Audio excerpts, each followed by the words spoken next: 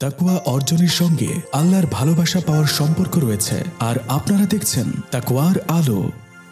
আসসালামু আলাইকুম ওয়া রাহমাতুল্লাহি ওয়া বারাকাতুহু। চিন্তিত মুখে বাসায় ফিরলেন রিয়াজুল শেখ। মাথাটা ভন ভন করছে চিন্তায়।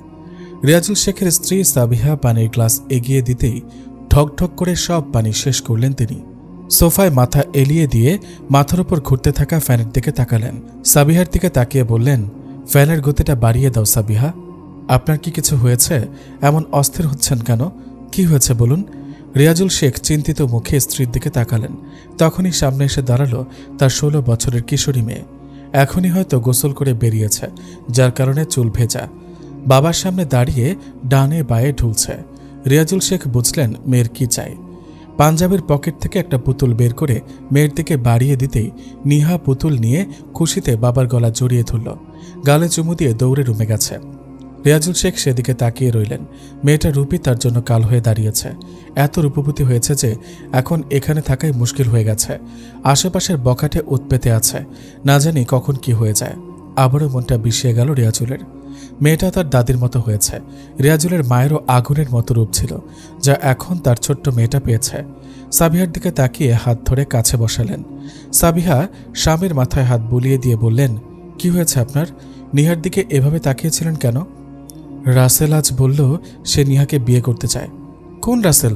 ওই বখাটে ছেলেটা? কখনোই নয়। ওই বখাটের কাছে কোনোদিনও আমি আমার মেয়ে বিয়ে দেব না। ওর স্বভাব চরিত্র সম্পর্কে কি আপনি জানেন না? জানি বলেই তো টেনশন হচ্ছে। আমিও একই কথা বলেছি, তাই তো আজ সিয়ামের দোকান থেকে বের হওয়ার সময় আমাকে ডেকে থ্রেট দিল। কি বলেছে সে? নিহাকে বিয়ে করতে চায়, যদি বিয়ে না দেয় তাহলে তুলে নিয়ে যাবে। আরও অনেক বাজে কথা বলেছে। তোমাকে সেসব বলতে চাইছে না। সাবিহা নিজেও চিন্তায় পড়ে গেল। মেয়েটা ভীষণ বোকা স্বভাবের, তার উপর বেশ চঞ্চল হয়েছে। লাফালাফি দাপাদাপিতে সারাক্ষণ মেতে থাকে। নিহা সাবিহা এবং রিয়াজুলের একমাত্র আদরের মেয়ে। বেশ কিছুদিন ধরেই মেয়েটা বায়না করছিল সিয়াম আঙ্কেলের দোকান থেকে কাপড় দিয়ে একটা পুতুল বানিয়ে আনতে। আজ সময় পেলেন, তাই নিয়ে এলেন। আসার সময় বখাটে রাসেলের সাঙ্গপাঙ্গর সাথে মুখোমুখি হয়েছেন। অনেকদিন ধরে রাসেল বিয়ের প্রস্তাব দিচ্ছিল নিয়ার জন্য, কিন্তু রিয়াজ মেনে নেননি। আজ সরাসরি হুমকি দিয়েছে। রিয়াজ বেশ কিছুক্ষণ চিন্তা করে সাবিহার দিকে তাকিয়ে বললেন, আমি নিহাকে বিয়ে দিতে চাই সাবিহা। কি বলছেন এসব? হ্যাঁ, ওকে এমন কারো কাছে বিয়ে দিতে চাই যে আমার মেয়েকে আমার মতোই আগলে রাখবে, ভালোবাসবে। এরকম ছেলে কোথায় পাবেন আপনি? আজকালকার ছেলেদের এত ধৈর্য নেই। রিয়াজ এবার বেশ চিন্তিত হলেন। সাবিহা কথাটা খারাপ বলেনি, তার মেয়েটা বেশ অবুঝ। এই মেয়েকে সামলানোর জন্য ধৈর্যশীল কাউকে দরকার। হঠাৎ রিয়াজের মাথায় কিছু আসতেই রিয়াজ সাবিহার হাত ধরে কিছুটা হাসি মুখে বললেন, বাচ্চা আমাদের সামনে আছে সাবিহা। আমাদের সামনে? কে সে? আরে আমাদের জুবায়ের। সে তো আপনার পালক ছেলে, তার সাথে কিভাবে? সাবিহা অবুজের মতো কথা বলো না। ইসলামে পাতানো সম্পর্ক নিষিদ্ধ। তাকে আমি লালন পালন করেছি, কারণ জুবায়ের এতিম, তাই। এখন জুবায়ের এর বিয়ের বয়স হয়েছে, তাকে বিয়ে দিতে হবে। পাত্রী যদি আমার নিজ মেয়ে হয় তাতে সমস্যা কি? মানছি জুবায়ের কালো বেটে, কিন্তু ভুলে যেও না জুবায়ের খুব ধৈর্যশীল এবং আত্মসম্মানী পুরুষ। নিজে কাজ করে নিজেই নিজের লেখাপড়া চালায়। এমন ছেলে আজকাল কোথায় খুঁজে পাবে তুমি? নিহার জন্য জুবায়েরই পারফেক্ট। আপনি যা ভালো বোঝেন করেন। আমার জুবায়েরকে এত বেশি মন্দও লাগে না। আগে জুবায়ের সাথে কথা বলে দেখি, ছেলেটারও তো পছন্দ অপছন্দ থাকতে পারে। তাই করুন। আমি বরং ভালো মন্দ কিছু রান্না করি। কাল সকাল থেকে শুরু করো। এখন তো 6টা বেজে গেছে। নিশ্চয়ই এখন কাজ থেকে ফিরে বেশ ক্লান্ত হয়ে আছে ছেলেটা। জুবায়ের হলো রিয়াজুল শেখের চাচাতো ভাইয়ের ছেলে। ছোটবেলায় বাবা মা দুজনই মারা যায়। তারপর থেকে এতিম জুবায়েরকে কেউ রাখতে চায়নি। শেষে রিয়াজ নিজেই জুবায়েরের দায়িত্ব নিয়েছে, নিজেই লালন পালন করেছেন। 17 বছর পর্যন্ত নিজেই জুবায়েরের খরচ চালিয়েছেন। 18তে পা দিতেই জুবায়ের নিজে নিজের ব্যবস্থা করেছে। বেলা 12টার দিকে জুবায়ের এলো রিয়াজের বাড়িতে। জুবায়ের আলাদাই থাকে। আগে একসাথে থাকত, বুঝ হওয়ার পর থেকে নিজের বাড়িতে থাকে, কারণ তার কারণে তার চাচা এবং চাচাতো বোনের সারাক্ষণ পর্দা করে চলতে হয়। যদিও নিহা একটু অগোছালো, নিহার কারণেই আরও আগে এ বাড়ি ছেড়েছে। ড্রয়িং রুমে প্রবেশ করতে প্রাণ প্রিয় শ্রদ্ধেয় চাচাকে দেখতে পেল জুবায়ের। হাসি মুখে এগিয়ে গিয়ে সালাম দিল। রিয়াজ জুবায়েরের হাত ধরে পাশে বসালেন এবং সালামের উত্তর দিয়ে বললেন, কেমন আছিস বাবা? আলহামদুলিল্লাহ, ভালো আছি আব্বা। আপনি কেমন আছেন? আম্মা কেমন আছে? ছোটবেলায় বাবা মা মারা যাওয়ার পর থেকে রিয়াজকে বাবা আর সাবিহাকে মা ডেকেই বড় হয়েছে জুবায়ের, তাই এখনও তাদের আব্বা আম্মা বলে সম্বোধন করেন। রিয়াজ জবাব দিলেন, সবাই আলহামদুলিল্লাহ ভালোই আছে। এখন তো একেবারেই আসিস না এখানে। চাচা, আমি এখন যথেষ্ট ম্যাচিউরড। আমি এখানে আসলে আম্মা আর নিহার কষ্ট হয়, সারাক্ষণ ওনাদের পর্দা করে থাকতে হয়, তাই আসি না। রিয়াজ হাসলেন, জুবাইরের হাতে চুমু দিয়ে কপালে চুল সরিয়ে দিলেন। এর মধ্যে সাবিহা ডাক দিল চা নাস্তা নিয়ে যেতে। রিয়াজ উঠে গিয়ে নাস্তা পানি এনে জুবাইরের সামনে রাখলেন। বেশ ভালো নাস্তা বানিয়েছে তার চাচি। রিয়াজ বসে বললেন, সারাদিন খাটনি করিস, আবার বাসায় এসে নিজে রেঁধে আর কেমন ভালো খাবারই খাস তুই, তাই আজ এখান থেকে পেট ভরে খেয়ে যাবি। জুবাইর হাসল। নাস্তার প্লেট থেকে দুধ চিতই পিঠার বাটি নিয়ে নিল। রিয়াজ নিজেও নিয়ে খাওয়া শুরু করল। দুপুরে ভাত খাওয়ার পর রিয়াজ বসলেন এবার মেইন আলোচনা নিয়ে। সাবিহা পর্দার আড়ালে দাঁড়িয়ে আছেন। রিয়াজ জুবাইরের হাত ধরে বলল, বাবা, আজ তোর কাছে আমি একটা প্রস্তাব রাখতে চাই। কি প্রস্তাব বাবা? আর এভাবে বলছেন কেন? আপনি আমার কাছে নির্দ্বিধায় বলতে পারেন। জুবাইর, তুই আমার মেয়েকে বিয়ে করবি? আজ আমি একজন মেয়ের বাবা হয়ে তোর কাছে সাহায্য চাইছি। জুবাইর হতভম্ব হয়ে গেল। সে আসলে ভাবতেই পারেনি তার চাচা এমন কিছু আবদার করবে। রিয়াজ জুবাইরের দিকে তাকিয়ে আছে। জুবাইর একটা নিঃশ্বাস ফেলে বলল, চাচা, আমি আসলে... বাবা, তুই বাহ্যিক সৌন্দর্যের দোহাই দিস না। তুই ভালো করে জানিস তুই আমার হৃদয়ের কতটা কাছের। জুবাইর কিছু বলল না, চুপ করে আছে। রিয়াজ জুবাইরের হাতটা আর একটু চেপে ধরে বলল, আমি খুবই বিপদে পড়েছি জুবু। রাসেল ছেলেটা নিহাকে উঠিয়ে নিয়ে যাওয়ার হুমকি দিয়েছে আমায়, আর তুই তো জানিস রাসেল কেমন। আমি খুব বিপদে পড়েই তোর কাছে সাহায্যের জন্য হাত বাড়িয়েছি। আমার মেয়েটাও বেশ বোকা, অত শত বুঝে না। আমি দায়িত্ববান কাউকে খুঁজছিলাম নিহার জন্য, সে যেন নিহাকে আমার মতো করে আগলে রাখে। আর আমার চোখে তোর চেয়ে দায়িত্বশীল আর কেউ চোখে পড়েনি। তুই আমাকে ফিরিয়ে দিস না বাবা। আব্বা, এভাবে বলছেন কেন? আপনি তো আমার অভিভাবক। আপনি যে সিদ্ধান্ত নেবেন আমি মেনে নেব, কিন্তু নিহাকে আমায় মানবে সেটা নিয়ে তুই চিন্তা করিস না। জুবাইর চুপ করে রইল। রিয়াজ ভেতরে গেলেন। জুবাইর ঘামছে। সে জানে নিহা আগুন সুন্দরী, নিহার পাশে তাকে মানায় না। চাচা কি বুঝে নিহাকে? আর ভাবতে পারল না। রিয়াজুল শেখ বসার ঘরে এলেন নিহাকে সঙ্গে নিয়ে। জুবাইর চাচার দিকে তাকাতেই নিহার দিকে চোখ পড়ে গেল। ভেতরে ধক করে ওঠে, সাথে সাথে চোখ নামিয়ে ফেলল জুবাইর। এই মেয়ে তার রূপ দিয়ে যে কাউকে ঝলসে দেওয়ার ক্ষমতা রাখে। আবার ভয়ও হচ্ছে যদি বিয়ে না হয় তখন আবার মনের মধ্যে শয়তান ওয়াসওয়াসা দিবে নিহাকে নিয়ে। তাই ভুল করেও আর নিহার দিকে তাকাচ্ছে না। রিয়াজ জুবাইরের কাছে বসে আস্তে করে বললেন, আমার মেয়েকে তোর পছন্দ হয় নাকি দেখ। পছন্দ হলে কালই বিয়ে করিয়ে দেব তোদের দুজনকে। আব্বা, আপনি ভালো করে জানেন নিহা অপছন্দ হবার মতো মেয়ে নয়। নিহা কি আমাকে পছন্দ করবে? আমার মেয়েটা দুনিয়া সম্পর্কে কতটুকুই বুঝে তুই বল। ওর হয়ে আমারই সিদ্ধান্ত নিতে হবে। জুবাইরের সাথে কথাবার্তা বলে ঠিক হলো আগামীকাল সকাল 10টায় বিয়ে সম্পন্ন করা হবে। জুবাইর সব মেনে নিল। রিয়াজ সহ মিলে দুইজন বেরিয়ে গেল বিয়ের বাজারের জন্য। পরের দিন সাবিহা রান্নাবান্নার আয়োজনে ব্যস্ত হয়ে পড়ল। রিয়াজ এবং সিরাজ দুই ভাই মিলে বাহিরের তদারকি করছে। জুবাইর নিজের ঘরটা সুন্দর মতো গুছিয়ে ফেলল, উঠান পরিষ্কার করল। সব শেষে 9:30টার দিকে গোসল করে গতকালের কিনে আনা সাদা পাঞ্জাবি পরে রওনা হলো চাচার বাড়িতে। সবাই বসার ঘরে সোফায় বসে আছেন। কাজী সাহেবও আছেন। নিহা সারা সকাল লাফালাফি দাপাদাপি করে এখন মায়ের হাতে সুন্দর করে বউ সেজে নিয়েছে। যথাসময় তাদের বিয়ে হয়ে গেল। জুবাইর নিজেই সবাইকে খুরমা বিতরণ করল। জুবাইরকে নিহার ঘরে নিয়ে গেল রিয়াজ সিরাজ মিলে। দেনমোহরের টাকা নিহার হাতে দিতেই নিহা প্যাকেট খুলে দেখে চোখ বড় বড় করে ফেলল। বাবার দিকে তাকিয়ে বলল, বাবা, এগুলো সব আমার? হ্যাঁ মা। নিহা কিছুক্ষণ ড্যাব ড্যাব করে তাকিয়ে থেকে খুশি হয়ে বলল, ইয়ে, আমি অনেকগুলো পুতুল সেলাই করতে পারবো সিয়াম আঙ্কেলের দোকান থেকে। আইসক্রিম খাবো, চকলেট খাবো, সান চিপস খাবো, অনেকগুলা। বাবাই, আমি সব কিনতে পারবো তাই না? রিয়াজ হাসলেন। জুবাইর এখনও তাকায়নি নিহার দিকে, তবে নিহার কথায় ঠোঁট টিপে হাসছে। সিরাজুল শেখ রিয়াজুল শেখের বড় ভাই। তিনি ছোট ভাইয়ের দিকে তাকিয়ে বললেন, ওদের একটু আলাদা সময় কাটাতে দে। চলো ভাই। রুম থেকে বের হওয়ার আগে রিয়াজ জুবাইরের কাছে এসে বললেন, আমার মেয়েটা এখন থেকে তোর জন্য হালাল হয়ে গেছে। এবার থেকে নির্দ্বিধায় তাকিয়ে থাকতে পারবি, গুনাহ হবে না, বরং আল্লাহ খুশি হবেন। জুবাইর একটু লজ্জা পেল শ্বশুরের কথায়। রিয়াজকে জড়িয়ে ধরল জুবাইর। সোজা হয়ে দাঁড়িয়ে রিয়াজের হাতে চুমু দিল। রিয়াজ জুবাইর এর কাঁধ চাপড়ে বেরিয়ে গেলেন। বের হওয়ার সময় দরজা চাপিয়ে দিলেন। জুবাইর এবার পূর্ণ নজরে তাকালো নিহার দিকে। মেয়েটা ওর দিকে ড্যাব ড্যাব করে তাকিয়ে আছে। নিহাকে এখন ফুটন্ত তাজা গোলাপের মতো লাগছে। লাল শাড়িতে যেন সৌন্দর্য আরও দ্বিগুণ বেড়ে গেল। জুবাইরের হার্টবিট মিস করল। নিহা ঘোমটা ফেলে দিয়ে খাট থেকে নেমে জানলার কাছে গিয়ে দাঁড়ালো। দুই হাতে ধাক্কায় কাঠের জানালা খুলে গেল। তীর তীর করে দক্ষিণা বাতাস এসে ঢুকল রুমের ভেতরে। জুবায়ের এখনও তাকিয়ে আছে নিহার দিকে। রোদের আলো নিহার চোখে পড়তেই চোখ মুখ কুঁচকে ফেলেছে মেয়েটা। লম্বা দীঘল চুল ছেড়ে দিয়ে জানলার দিকে মুখ করে দাঁড়িয়ে আছে। রৌদ্রময়ী। নিহা পেছনে ফিরে তাকালো। জুবায়ের নিজে অবাক হলো। রোদের মধ্যে দাঁড়িয়ে থাকা নিহাকে দেখে আনমনেই মুখ থেকে বেরিয়ে এলো এই নাম। নিহা হেঁটে এসে জুবায়েরের সামনে দাঁড়িয়ে বলল, এই, আপনি আমার রুমে কেন? কখন থেকে দেখছে আপনি আমার রুমে দাঁড়িয়ে আছেন, যাচ্ছেন না কেন? আমি তো এখন থেকে এখানেই থাকবো। কেন? কারণ আমি তোমার বন্ধু। এখন থেকে তুমি আমার সাথে খেলতে পারবে, তোমাকে ঘোরাতে নিয়ে যাব, তোমার পছন্দের সব জিনিস কিনে এনে দিব। তাই? হ্যাঁ, ঠিক আছে, আমি এখন এতগুলা খুশি। তাহলে বন্ধুত্ব করবে আমার সাথে? ঠিক আছে। জুবায়ের হাত বাড়িয়ে দিল। নিহাও হেসে মুসাফা করল। তারপর হাত ছাড়িয়ে নিয়ে আবার খাটে বসল। জুবায়ের নিহার সামনে দাঁড়িয়ে বলল, আমি কি তোমার পাশে বসতে পারি? হ্যাঁ, বসুন।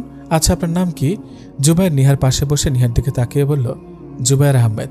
তোমার পুরো নাম কি? সুলতানা শেখ নিহা। বাহ, বেশ সুন্দর নাম তো। তাহলে আমি তোমাকে এখন থেকে নিহু বলে ডাকবো। আচ্ছা, তখন কাকে রৌদ্রময়ী বলে ডেকেছেন? আমার ভালোবাসার রৌদ্রময়ী কন্যাকে। আচ্ছা, আমি তোমাকে জুবা বলে ডাকবো। জুবা? নিহা খিলখিল করে হেসে দেয়। জুবায়ের মুখটা বাংলার 5-এর মতো করে রেখেছে। নিহার হাসিটা খুব সুন্দর। হাসির দিকে তাকিয়ে বলল, তোমার যে নামে ইচ্ছা সে নামে ডেকো। কাল বাবাই আমার জন্য নতুন পুতুল এনেছে, দেখবেন? দেখাও। নিহা লাফিয়ে উঠে ড্রেসিং টেবিলের ড্রয়ার থেকে পুতুলটা বের করল। জুবায়ের কাছে বসে পুতুল দেখিয়ে বলল, দেখুন, এটা আমার নতুন পুতুল, সুন্দর না? বেশ সুন্দর। দুপুরে খাওয়া দাওয়া শেষ। এবার জুবায়ের এবং নিহার বিদায়ের পালা। নিহা তো মায়ের পেছনে লুকিয়ে কেঁদেই যাচ্ছে। আর একটাই কথা, সে যাবে না কিছুতেই। সাবিহাও কাঁদছেন। জুবায়েরের হাত ধরে বারবার বলেছেন মেয়েটাকে যেন ধৈর্য ধরে আগলে রাখে। জুবায়ের আশ্বস্ত করল নিহাকে আগলে রাখার সর্বাত্মক চেষ্টা করবে সে। বিকেল থেকে রুমের এক কোণে গাল ফুলিয়ে বসে আছে নিহা। জুবায়েরের সাথে একটা কথাও বলছে না। জুবায়ের কিছু বললে মুখ ঘুরিয়ে নিচ্ছে। ও বাড়ি থেকে আসার সময় সাবিহা বড় টিফিন বক্সে ভরে খাবার পাঠিয়েছে। জুবায়ের রান্নাঘরে সেগুলো গরম করছে। নিহা আশেপাশে চোখ ঘুরিয়ে দেখছে। রুমটা বিশাল বড়। রুমের মাঝ বরাবর পালঙ্কটা রাখা। পালঙ্কটা বেশ বড়। একটা বড় আলমারি, একটা বুকসেলফও চোখে পড়ল নিহার। তার পাশেই টেবিল, আরও বিভিন্ন জিনিস রাখা।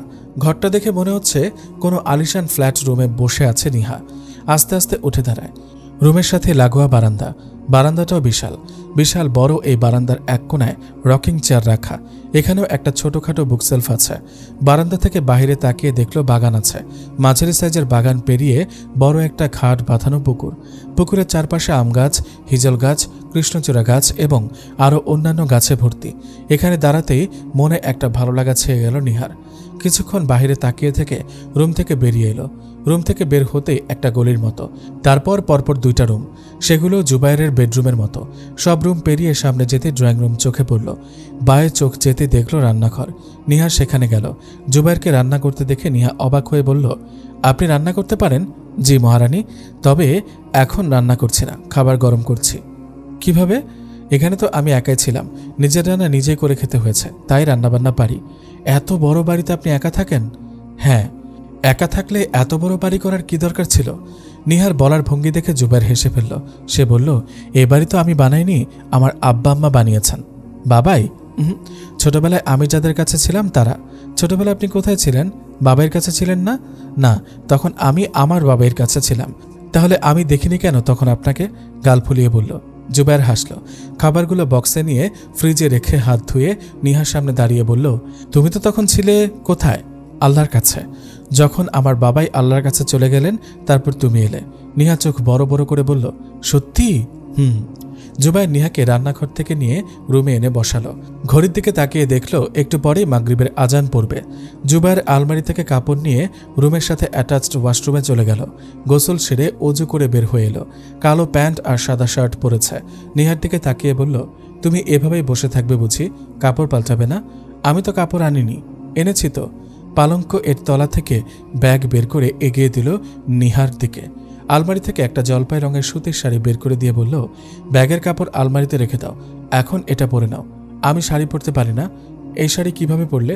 আম্মা পরিয়ে দিয়েছে। আচ্ছা, তুমি বাকি সব পরে আসো, আমি তোমাকে শাড়ি পরিয়ে দেব। না না, আমি আপনার কাছ থেকে শাড়ি পরবো না। কেন? আপনি আমাকে বাবাইয়ের কাছ থেকে নিয়ে এসেছেন, তাই আমি এখন 3 পিসই পরবো। জুবায়েরকে ভেঙিয়ে ব্যাগ থেকে জলপাই রঙের 3 পিস নিয়ে ওয়াশরুমে চলে গেল। কিছুক্ষণ পর বেরিয়ে এলো। ভেজা চুল পিঠে লেপটে পিঠ ভিজে গেছে। জুবায়ের নেশাময় চোখে তাকিয়ে আছে তার রৌদ্রময়ের দিকে। নিহা ভাবলেশহীনভাবে ভেজা চুল ছেড়ে দাঁড়িয়ে আছে, ব্যাগ থেকে ওড়না খুঁজছে। জুবায়ের উঠে এসে নিহার পেছনে দাঁড়ায়। নিহা পেছনে ফিরে জুবায়েরকে দেখে ভেঙিয়ে আবার নিজের কাজে মন দেয়। জুবায়ের দীর্ঘশ্বাস ফেলে তাওয়াল নিয়ে নিহার চুল মুছে দিতে দিতে বলে, আসার আগে আম্মা কয়েকবার বলেছে তোমার এই ইররেসপন্সিবল চলাফেরার কথা।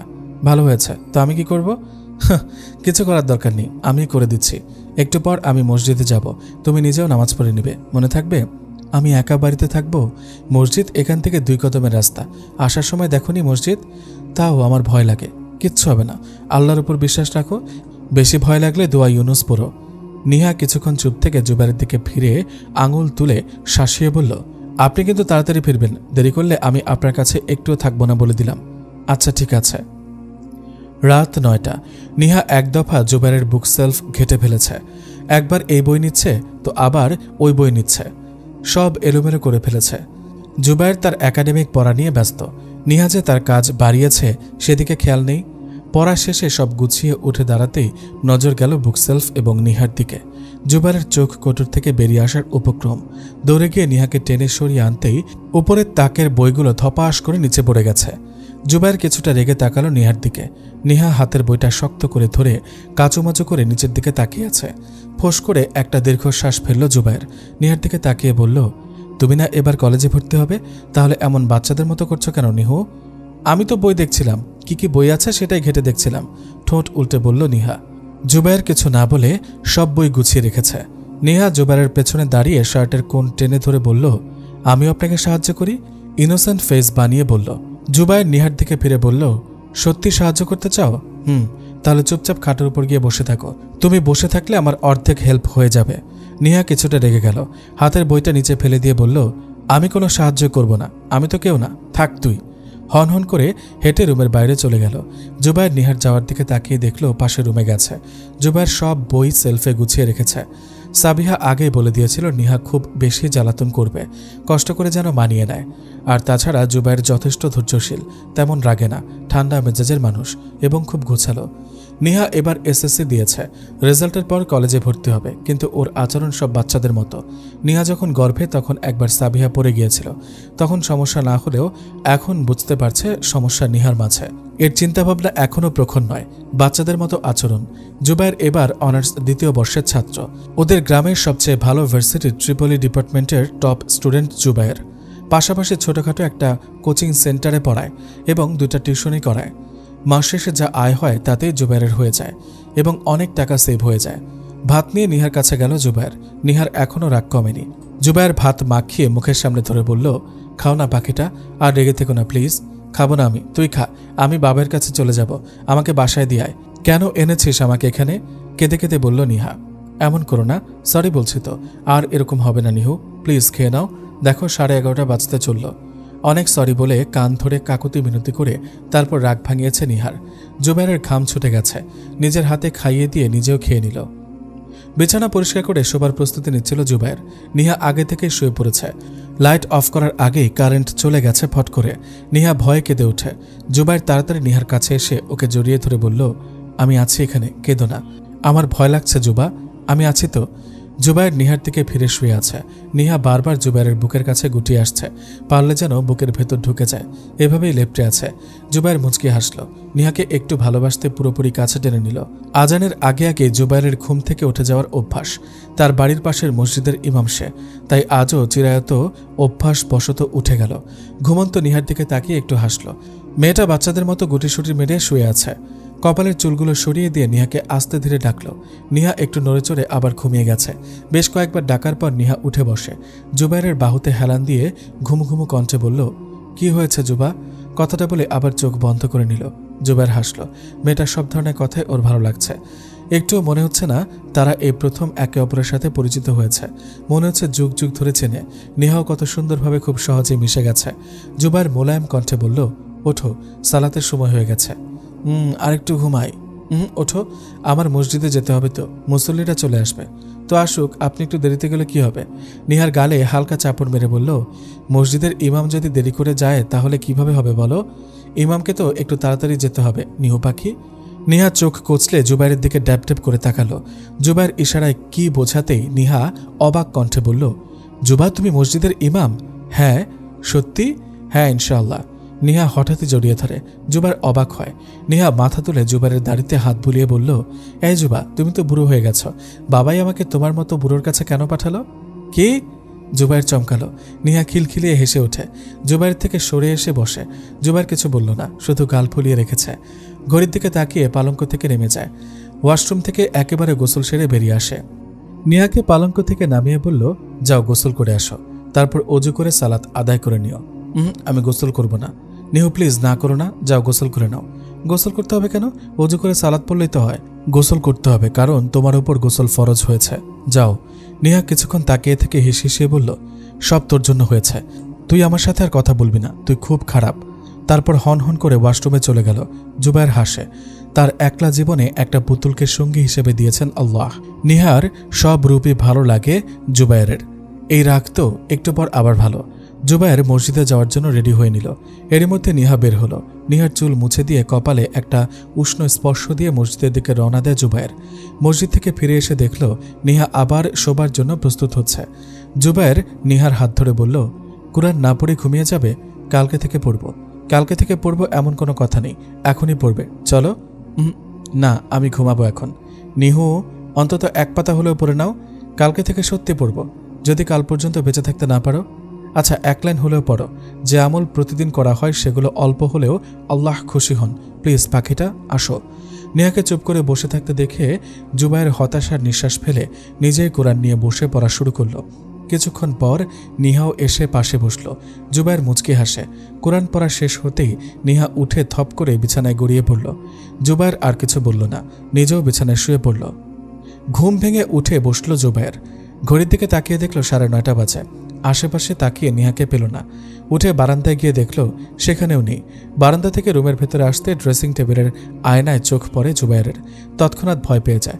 তাড়াতাড়ি আয়নার সামনে এসে নিজের মুখটা দেখল। কিছুক্ষণ তাকিয়ে থেকে মুচকি হাসে। রুম থেকে বেরিয়ে উঠানে গেল। নিহাকে উঠানেও পেল না। পুকুর পাড়ে যেতেই দেখল নিহা পানিতে পা ডুবিয়ে বসে আছে। জুবাইর কাছে গিয়ে বলল, এখানে এভাবে বসে আছো কেন নিহু? এমনি। আচ্ছা আসো, নাস্তা খাবে। আমি আপনার সাথে খাবই না। কেন? নিহা কিছু না বলে ঘরের ভেতর গেল। জুবাইরও নিহার পেছন পেছন এসে হাত ধরে থামিয়ে বলল, তুমি আমার মুখের অবস্থা এমন করেছ কেন? আমি যদি আয়নায় না দেখে বাইরে চলে যেতাম কি অবস্থা হতো ভাবো। নিহা কিছুটা চেঁচিয়ে বলল, যা করেছে বেশ করেছি, তুই অনেক পচা। কেঁদে ফেলল মেয়েটা। জুবাইর হতভম্ব। কি কারণে রেগে গেল বুঝতে পারছে না।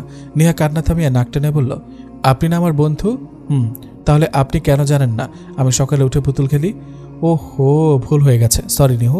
নিহা এবার হিসিয়ে বলল, তুই আমার পুতুল আনিসনি, তাই আমি তোকে এরকম করে সাজিয়ে দিয়েছি। এবার তুই এভাবেই থাকবি। যতক্ষণ আমার পুতুল এনে দিবি না ততক্ষণ আমি কোনো কথা বলবো না। সব কথা একসাথে বলে হনহন করে হেঁটে ভেতরে চলে গেল। গাল ফুলিয়ে বসে আছে। জুবাইর হাসে। মেয়েটার হঠাৎ করে করা আচরণগুলো খুব আনন্দ দেয় ওকে। মুখ ধুয়ে বের হয়ে নিহার দিকে তাকালো। নিহা ভেঙচে কেটে অন্যদিকে মুখ ঘুরিয়ে নিল। রিয়াজুল শেখ বাড়িতে এসে জুবাইরের নাম ধরে ডাকল। জুবাইর যাওয়ার আগে নিহা দৌড়ে বেরিয়ে এলো। বাবাকে দেখে বুকে ঝাঁপিয়ে পড়ে। জুবাইর এসে সালাম দিয়ে বলল, আব্বা বসেন, কেমন আছিস তোরা? এই তো আব্বা, আলহামদুলিল্লাহ। আপনি কেমন আছেন? আম্মা কেমন আছেন? রিয়াজুল শেখ উত্তর দেওয়ার আগে নিহা বাবার গলা জড়িয়ে ধরে বলল, বাবাই আমি তোমার সাথে যাব। আমি এই পচা জুবার সাথে থাকবো না। কেন? নিহা কি জুবার সাথে রাগ করেছে? জানো বাবাই, কাল জুবা আমার সাথে বন্ধুত্ব করেছে, বলেছে আমার সব দিকে খেয়াল রাখবে, কিন্তু ও কাল আসার সময় আমার পুতুল আনেনি। এটা কেমন বন্ধুত্ব হলো বলো? ওহো, এটা তো জুবা অন্যায় করেছে তোমার সাথে। বাবাই তুমি ওকে বকা দাও বেশি করে, যেন পরে আর না ভুলে যায়। ঠিক আছে, আমি চুপি চুপি খুব বকে দিব যুবকে। খুশি? হ্যাঁ বাবাই, এতগুলা খুশি। জুবাইর মুচকি মুচকি হাসছিল আর ভাবছে মেয়েটা এত কিউট কেন, দেখতে যেমন কিউট কথাবার্তাও তেমনই কিউট। হঠাৎই জুবাইরের ভয় হয় নিহা যদি কোনো এক সময় তাকে ছেড়ে চলে যায়। জুবাইর নিহার দিকে তাকালো। বাচ্চাদের মতো হাত নাড়িয়ে নাড়িয়ে কথা বলছে। এই মেয়েটার প্রেমে পড়ে গেছে সে। নিহা কি কোনোদিন তাকে ভালোবাসবে? তার মতো দেখতে কুৎসিত মানুষকে কোনোদিন কি ভালোবাসতে পারবে? কেটে গেছে অনেকগুলো সপ্তাহ। নিহা আগের থেকেও বেশি অভিমানী হয়েছে। মিনিটে মিনিটে অভিমান করবে। আর জুবাইর খুব যত্ন করে সেই অভিমান ভাঙার দায়িত্ব নিয়েছে। আজও বাড়ি থেকে সাবিহা এবং রিয়াজ আসবে। শুধু তারা নয়, বরং আরও 100-200 মানুষ আসবে। জুবায়ের তার সাধ্যের মধ্যে ওলিমার আয়োজন করেছে। সকাল থেকে বাবুর্চি আনিয়ে রান্নার আয়োজন করেছে জুবায়ের। জুবায়ের বাড়ির বিশাল উঠানে দুইটা আলাদা আলাদা প্যান্ডেল করেছে, দুটোই কালো পর্দা দিয়ে আবৃত, একটা পুরুষদের জন্য আরেকটা নারীদের জন্য। নিহা সারাদিন লাফালাফি দাপাদাপিতে ব্যস্ত। যখন থেকে শুনেছে আজ মেহমান আসবে, বাবা মা চাচা চাচি ফুপা ফুপি সবাই আসবে, তখন থেকে জুবায়েরকে প্রশ্ন করে যাচ্ছে। একটু পরপর এসে জিজ্ঞাসা করছে, জুবা বাবাই মা কবে আসবে? জুবায়ের হিমশিম খাচ্ছে দোনো দিক দিয়ে। নিহা খুব বেশি দুষ্টামি করছে। জুবায়ের শুধু অপেক্ষা করছে সাবিহা এবং রিয়াজের জন্য। তারা এলে একটু দম নিতে পারবে। যথাসময়ে সাবিহা এবং রিয়াজ চলে এলো। তাদের দেখে নিহার চঞ্চলতা যেন আরও বেড়ে গেছে। দৌড়ে বাবার কাছে গিয়ে জড়িয়ে ধরল। মাকে পেয়ে আরও খুশি।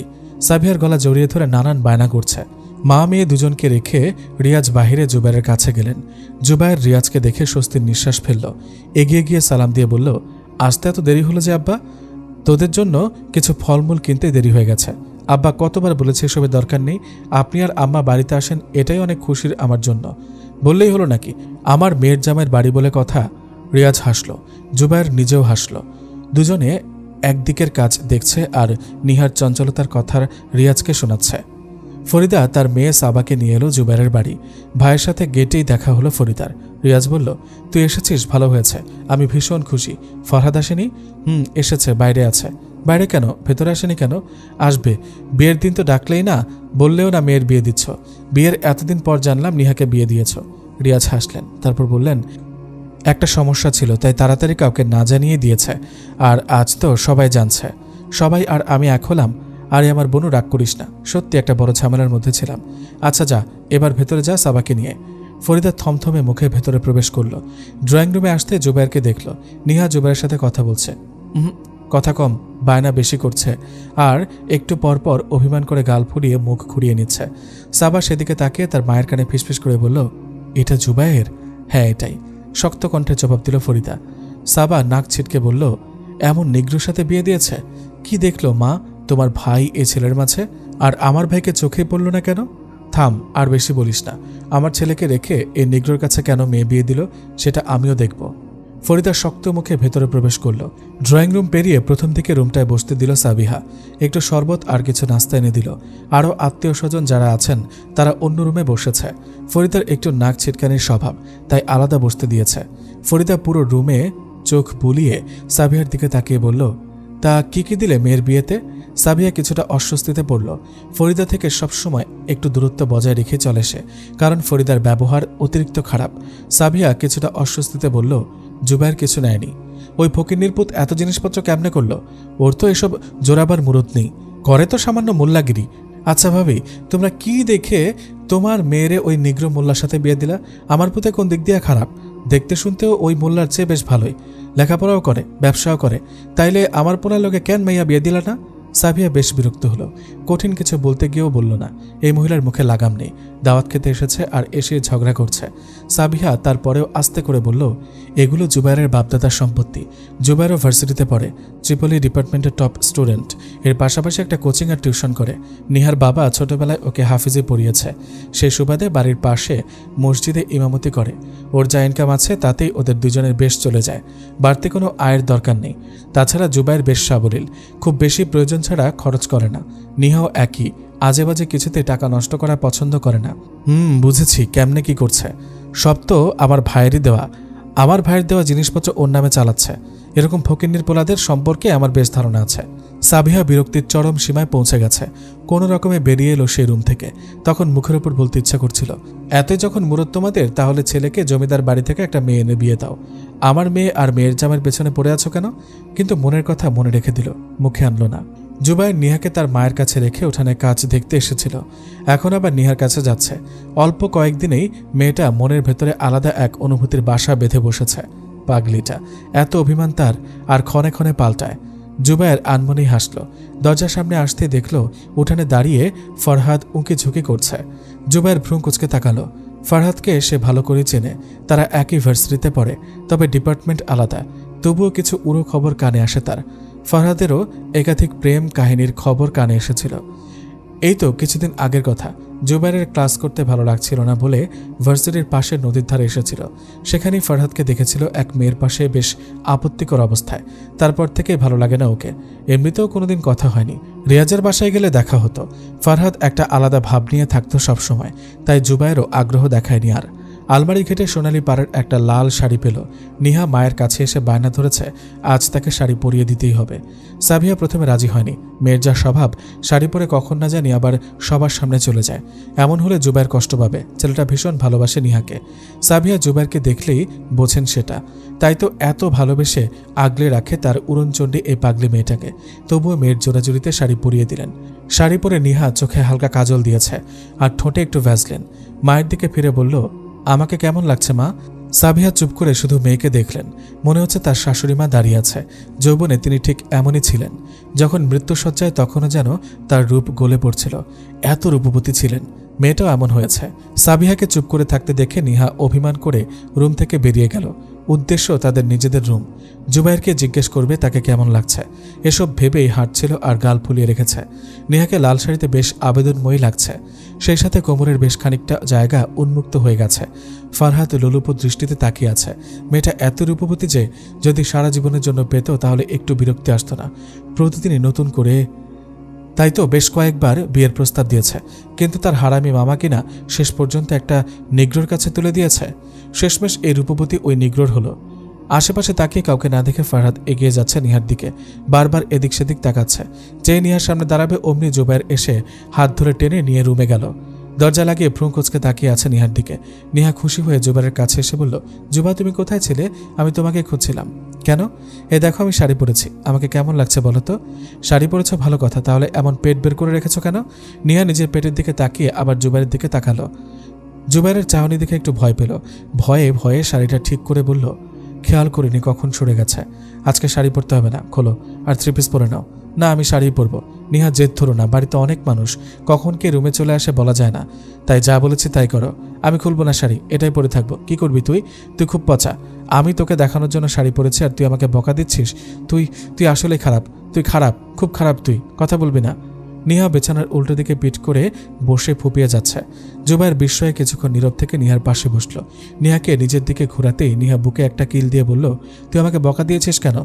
এখন আমাকে আদর করবি, নাহলে তোকে ছাড়বো না বলে দিলাম। জুবাইরের বুকের দিকে শার্ট 2 হাতে খামছে ধরেছে নিহা। জুবাইর অবাক হয়ে নিহাকে জিজ্ঞেস করল, তুমি আমার জন্য শাড়ি পরেছ? তোকে আমি কিছুই বলবো না। এসব কোথা থেকে শিখলে? নিহা নাক টেনে বলল, মাকে দেখেছি বাবার জন্য শাড়ি পরতে, তাই আমিও তোমার জন্য পরেছি। তাই না? কিছুটা রেগে বলল নিহা। জুবাইর কান ধরে বলল, সরি, ভুল হয়েছে। তোর ওপর আমি রেগে আছি। এখনো? নিহা আবার কেঁদে বলল, তুই এখনো আমাকে আদর করিসনি, শুধু কথা বলছিস। কথা বলতে থাক তুই। কথা বলতে বলতে মরে যাই আমি, তারপর তুই সুখে থাকিস। নিহা অভিমানে মুখ ঘুরিয়ে নিল। জুবাইর খুব যতনে জড়িয়ে ধরে কপালে একটু আদর দিল।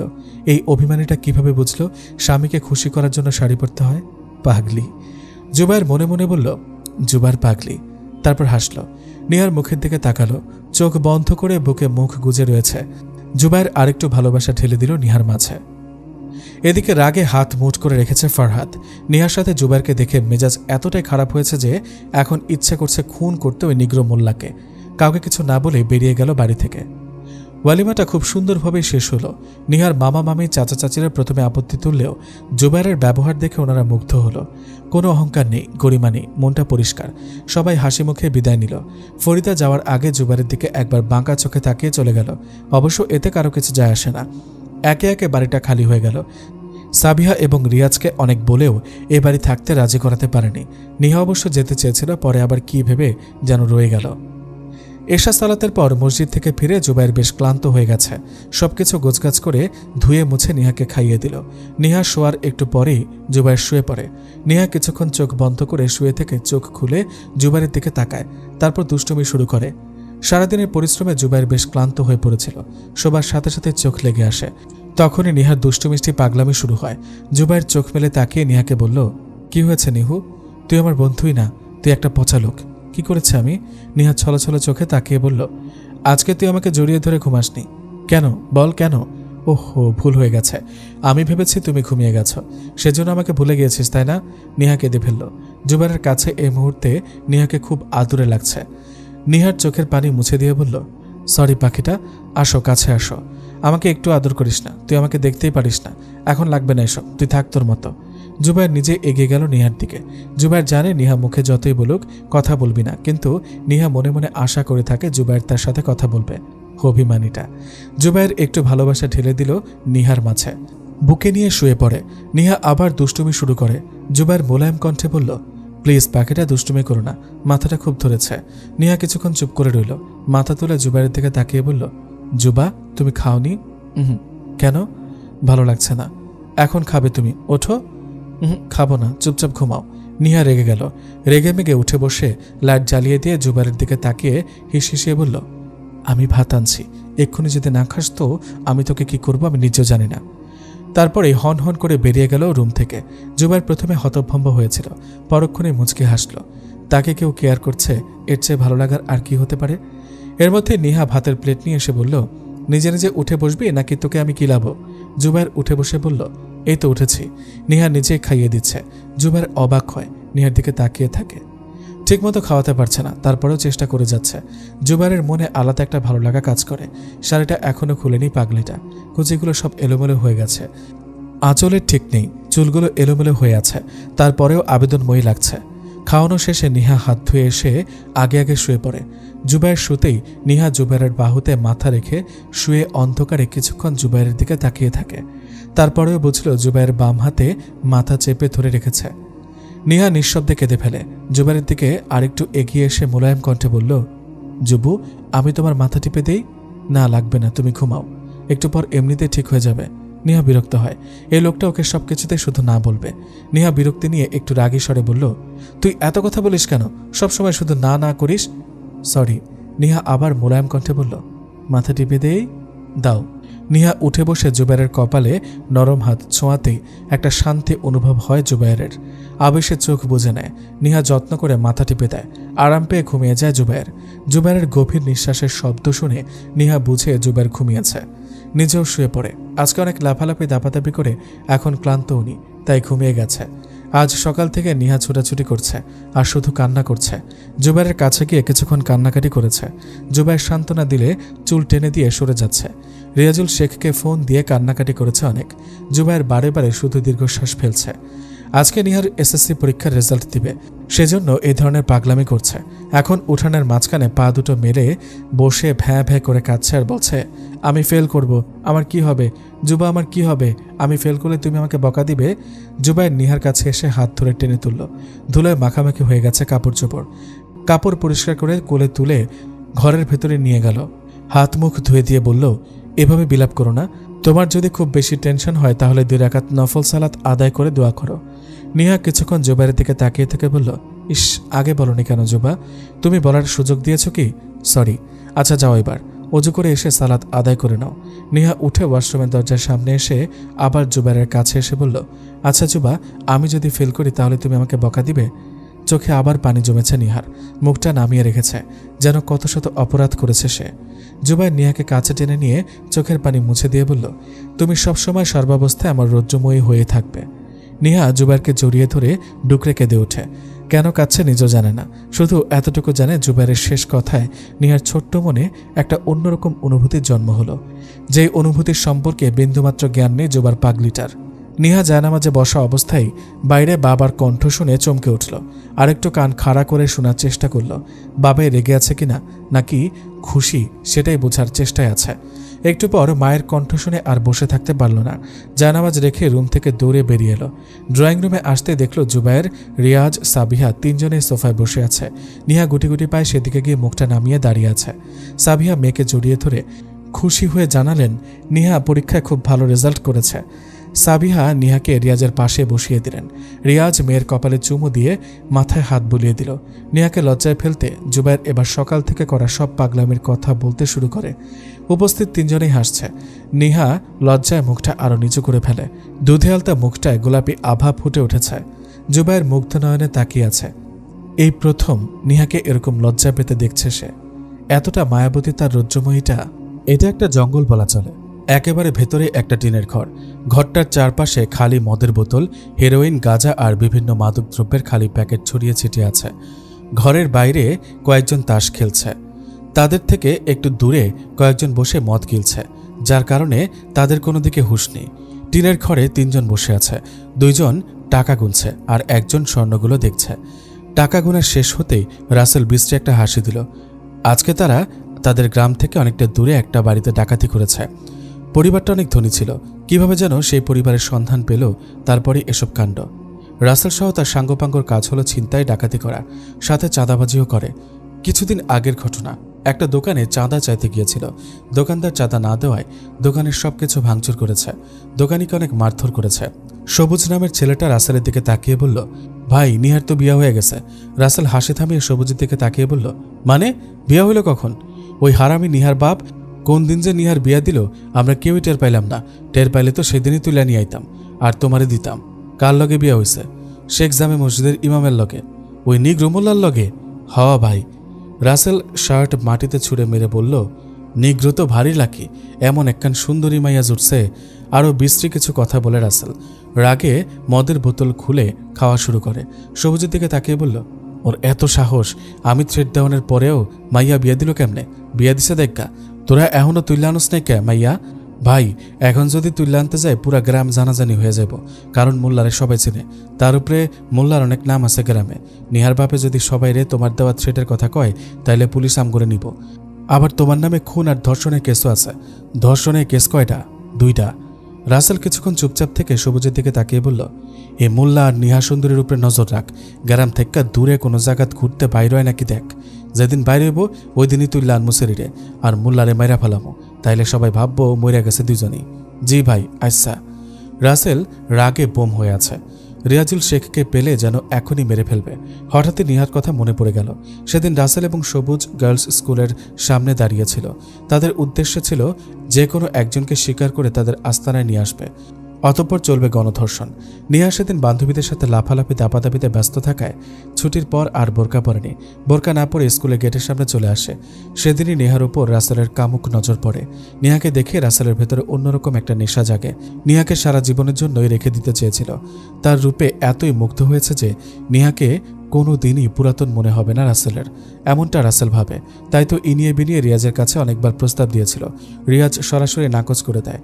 তারপর একদিন রাস্তায় পেয়ে সাঙ্গপাঙ্গ সহ রিয়াজকে থ্রেট দেয়, যদি নিহাকে তার সাথে বিয়ে না দেয় তাহলে তুলে নিয়ে আসবে। এতদিন নিজের জন্য চেয়েছিল, কিন্তু তুলে নিয়ে আসলে নিহা হবে সবার মনোরঞ্জনের বস্তু।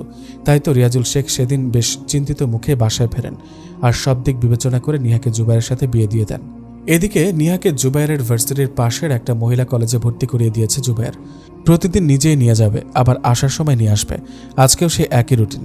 জুবাইর 20 মিনিট যাবৎ দাঁড়িয়ে আছে নিহার জন্য, কিন্তু নিহার কোনো হদিস নেই। জুবাইর ভয় পাচ্ছে ভীষণ, কোনো বিপদ হলো নাকি কে জানে। মেয়েটা খুব বেশি দুষ্ট। নিহাকে কলেজে রেখে যাওয়ার পর যখন ভার্সিটি যায় তখন মনে হয় কলেজাটা এই কলেজে রেখে গেছে। সারাক্ষণ চিন্তা হয় বউটার জন্য। বউটা এতই ছোট যে ভালো মন্দ কিছুই বুঝে না। আরেকবার ঘড়ি দেখলো জুবাইর, 8 ঘন্টা হতে চলেছে, মেয়েটা আসছে না। মাথা তুলে সামনে তাকাতে দেখলো তার রৌদ্রময়ী হেরে দুলে আসছে, নিকাব খোলা। নিহা জুবাইরের সামনে দাঁড়িয়ে বলল, জুবা আমি খুবই ক্লান্ত, পানি খাবো, তারপর ফুচকা। তুমি বলেছিলে তুমি আজকে আমাকে ফুচকা নিয়ে খাওয়াবে। নিকাব খোলা কেন তোমার? শক্ত কণ্ঠে বলল জুবাইর। নিহা এতক্ষণ জুবাইরের দিকে তাকায়নি। জুবাইরের শক্ত কণ্ঠ শুনে জুবাইরের দিকে তাকিয়ে ভয় পেয়ে গেল। খুব রাগীভাবে তাকিয়ে আছে। নিহা আস্তে করে নিকাব লাগিয়ে দিল। জুবাইর কিছু না বলেই হাত ধরে রাস্তা পার করল। রাস্তার পাশ থেকে ফুচকা প্যাকেট করে নিয়ে রিকশা নিল বাড়ির উদ্দেশ্যে। বাড়ি এসে ফুচকার প্যাকেট থপ করে টেবিলের উপর রেখে রুমে চলে গেল জুবাইর। নিহা ভীতু চোখে জুবাইরের যাওয়ার দিকে তাকিয়ে আছে। এতগুলো দিনে কোনোদিন জুবাইরকে রাখতে দেখেনি নিহা। আস্তে করে ব্যাগটা রেখে রুমে গেল। বোরকা খুলে এক পাশে রেখে জুবাইরের দিকে তাকালো। মনে হচ্ছে এখনও রেগে আছে। নিহা জুবাইরের কাছে গেলে জুবাইর সরে বারান্দায় চলে যায়। নিহার এবার খুব কান্না পাচ্ছে। সেও জুবাইরের কাছে গিয়ে হাত চেপে ধরে বলল, জুবা প্লিজ কথা বলো। আচ্ছা চলো আমরা ফুচকা খাই, তোমার জন্য এনেছি, তুমি খেয়ে নাও। কথাটা বলে জুবাইর বেরিয়ে গেল। নিহা ছলছল চোখে তাকিয়ে রইল জুবাইরের যাওয়ার দিকে। এরকম এর আগে কখনোই হয়নি। নিহা সেখানেই বসে পড়ে। কেমন যেন একটা যন্ত্রণা হচ্ছে। এর আগে কখনোই এমন অনুভূতি হয়নি। নিহা হিচকি তুলে কাঁদছে। সন্ধ্যার পরপরই জুবাইর ফিরে আসে। তখন রাগ করে বেরিয়ে গিয়েছিল, কিন্তু এখন মনটা ছটফট করছে। জুবাইর নিজেই নিজেকে শাসায়, এরকম না করলেই পারত। মেয়েটা খুবই চঞ্চল স্বভাবের। যদি একটু ধৈর্য ধরে বুঝিয়ে বলতো তাহলেই বুঝতো। এখন কি করছে কে জানে। নিজেকে খুব বকে রুমে এলো। নিহা শুয়েছিল। জুবাইরকে দেখে উঠে বসে। জুবাইর তাড়াতাড়ি করে নিহার পাশে এসে বসে। খুব কান্নার কারণে তার রজ্জুময়ীর চোখ মুখ লাল হয়ে গেছে। জুবাইর নিহাকে ধরতে গেলে নিহা সরে গিয়ে রেগে বলল, ধরবি না আমাকে? সরি নিহা, লাগবে না তোর সরি। যেখানে গিয়েছিলি সেখানে যা, আমার কাছে কেন এসেছিস? আমাকে তো খালি বকতে ইচ্ছে করে তোর, একটুও ভালোবাসিস না তুই আমাকে। নিহা শব্দ করে কেঁদে দিল। জুবাইর কাছে এলে ধাক্কা দিয়ে সরিয়ে দিল। একটু পর আবার নিজেই জুবাইরের বুকে মুখ গুজে শক্ত করে জড়িয়ে ধরে হাউমাউ করে কেঁদে ওঠে। জুবাইর বলল, সরি পাখিটা, মাফ করে দাও, আর কখনো এমন করব না তোমার সাথে, এবারই শেষবার, প্লিজ আর কেঁদো না, তুমি কাঁদলে আমার একটু ভালো লাগে না। নিহা জুবাইরের শার্ট খামছে ধরে অভিমানী কণ্ঠে বলল, তুমি আমাকে কেন ফেলে গিয়েছিলে জুবা? জানো আমি কত কষ্ট পেয়েছি?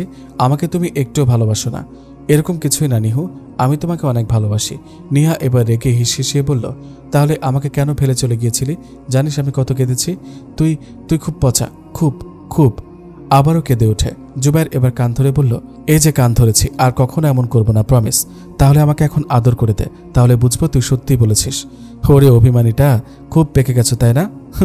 বেশ কিছুক্ষণ তাদের মায়াবী মুহূর্ত কাটার পর নিহা জুবাইরের দিকে তাকিয়ে বলল, জুবা তুমি সত্যি আমাকে ভালোবাসো? আর তুমি? বলবো না, তোর জন্য আমি ফুচকা খাইনি। আচ্ছা আসো এখন খেয়ে নাও। নিহা আবার অভিমান করে নাক টেনে বলল, কালকে তুমি বলেছিলে আমরা একসাথে ফুচকা খাবো, তুমি আমাকে খাইয়ে দিবে। যদি খুব বেশি ঝাল লাগে তাহলে তুমি আমাকে আদর করে ঝাল কমিয়ে দিবে। কিন্তু তুমি কিছুই মনে রাখোনি, তুমি শুধু মুখেই বলো ভালোবাসো, কিন্তু আমাকে একটু ভালোবাসো না। জুবাইর হাসে। নিহার বলার ভঙ্গি এত মায়াবী ছিল যে এই পাগলিটার সাথে একেবারে রেগে থাকা যায় না। পাগলিটা খাবার টেবিলের সামনে এনে নিহাকে কোল থেকে নামিয়ে চেয়ারে বসিয়ে দিল। প্লেটে ফুচকাগুলো নিতেই নিহা খুশি হয়ে যায়।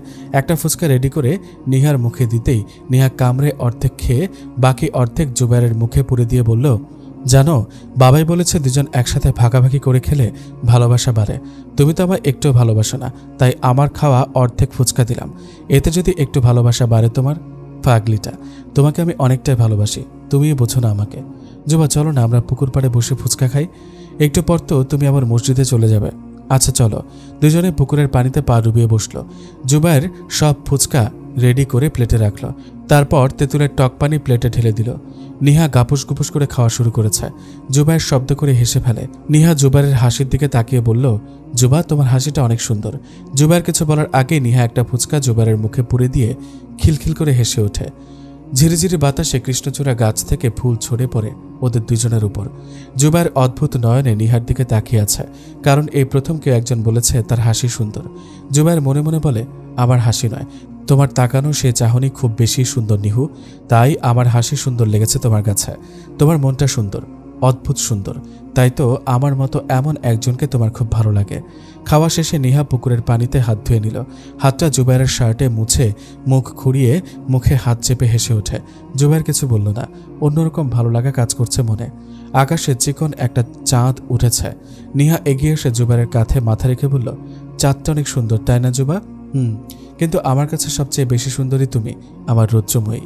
বাতাসের ঝাপটায় কৃষ্ণচূড়া ফুলগুলো আবারও ওদের উপর এসে পড়ল। নিহা লম্বা চুল ছেড়ে দিয়েছে। নিহার চুলের মিষ্টি ঘ্রাণের সাথে মাটির ঘ্রাণ, দুইটা মিলেমিশে একটা নতুন ঘ্রাণের উদ্ভব হলো, যা জুবাইরের কাছে পারফিউমের ঘ্রাণ থেকে বেশি সুবাসিত লাগছে। একটা ফুল নিয়ে কানে গুজে জুবাইরের দিকে ফিরে বলল, আমাকে কেমন লাগছে জুবা? রজ্জুময়ী। নিহা খিলখিলিয়ে হাসে। জুবাইর সেই হাসি শব্দ শুনে নুপুরের রিনিঝিনি শব্দের মতো মধুর লাগে নিহার হাসি। জুবাইর আনমনে নিহাকে একপাশ থেকে জড়িয়ে ধরে আকাশের দিকে তাকায়। নিহা হাসি থামিয়ে জুবাইরের দিকে তাকিয়ে থাকে। নিহার চাহনি দেখে যে কেউ বলে দিবে নিহার চোখে সবচেয়ে সুন্দর সুদর্শন পুরুষ জুবাইর। রিকশা থেকে নেমে ভাড়া মিটিয়ে দেওয়ার পর জুবাইর নিহার হাত ধরে রাস্তা পার করে কলেজ গেটের সামনে নিয়ে এলো। ভেতরে ঢোকার আগে নিহা আহ্লাদি হয়ে জুবাইরকে বলল, যাব না ভেতরে। কেন? এক শর্তে যাব। কি শর্ত? আমাকে ভালোবাসি বলো। তুমি তো নিজ থেকে বলোই না, আমি জোর দিয়ে বলাই। ভালোবাসি আমার রজ্জুময়ীকে। নিহা হাসে। জুবাইরের হাত ধরে বলল, তাড়াতাড়ি আসবে আমাকে নিতে। ঠিক আছে, এবার যাও, বেশি দুষ্টুমি করবে না কিন্তু। ঠিক আছে ঠিক আছে। নিহা ভেতরে ঢুকলো। পেছনে ফিরে আরেকবার তাকালো জুবাইরের দিকে, হাত নাড়িয়ে বিদায় দিল। জুবাইর ততক্ষণ দাঁড়িয়েছিল যতক্ষণ নিহাকে দেখা গেছে। আজকে সকাল থেকে মনটা কেমন যেন খচখচ করছে। আল্লাহর কাছে দোয়া চাইল নিহার যেন কিছু না হয় এই বলে। ক্লাসে যেতেই নিহার বান্ধবীরা সবাই নিহাকে ঘিরে ধরল। নিহার 3 জন বান্ধবী, গ্রামে থাকলেও তারা অতি মডার্ন। বান্ধবীদের নাম সোনিয়া, মারিয়া এবং সুইটি। নিহা ওদের সালাম দিয়ে ব্যাগ রাখলো বেঞ্চে। বোরকা খুলে ভেতরে রাখলো। সুইটি বলল, আচ্ছা নিহা, তোকে যে একটা ছেলে দিয়ে যায়, নিয়ে আসে, ছেলেটাকে? নেহা একটু লাজুক হেসে বলল, আমার হাজব্যান্ড। কেন?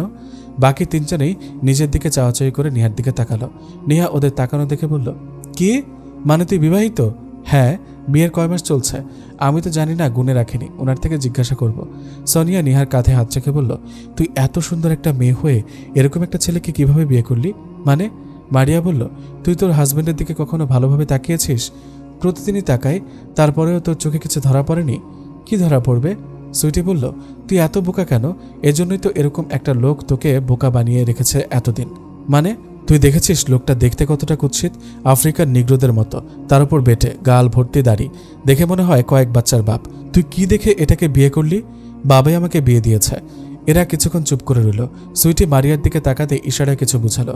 তিনজনেই মনে মনে পৈশাচিক হাসে। নিহাকে বলল, আমার কি মনে হয় জানিস?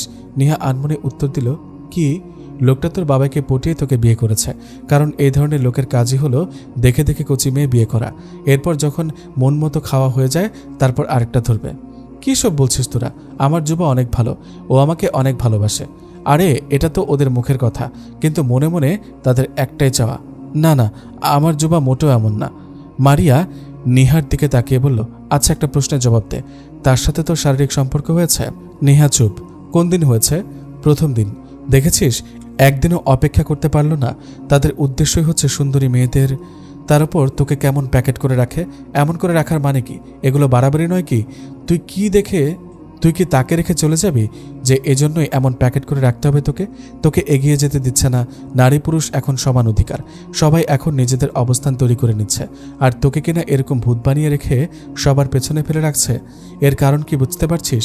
কারণ হলো, পরে তুই যদি তার উদ্দেশ্য বুঝে যাস তখন যেন ছেড়ে যেতে না পারিস, তাই এমন পরিকল্পনা। নিহা চুপ করে আছে।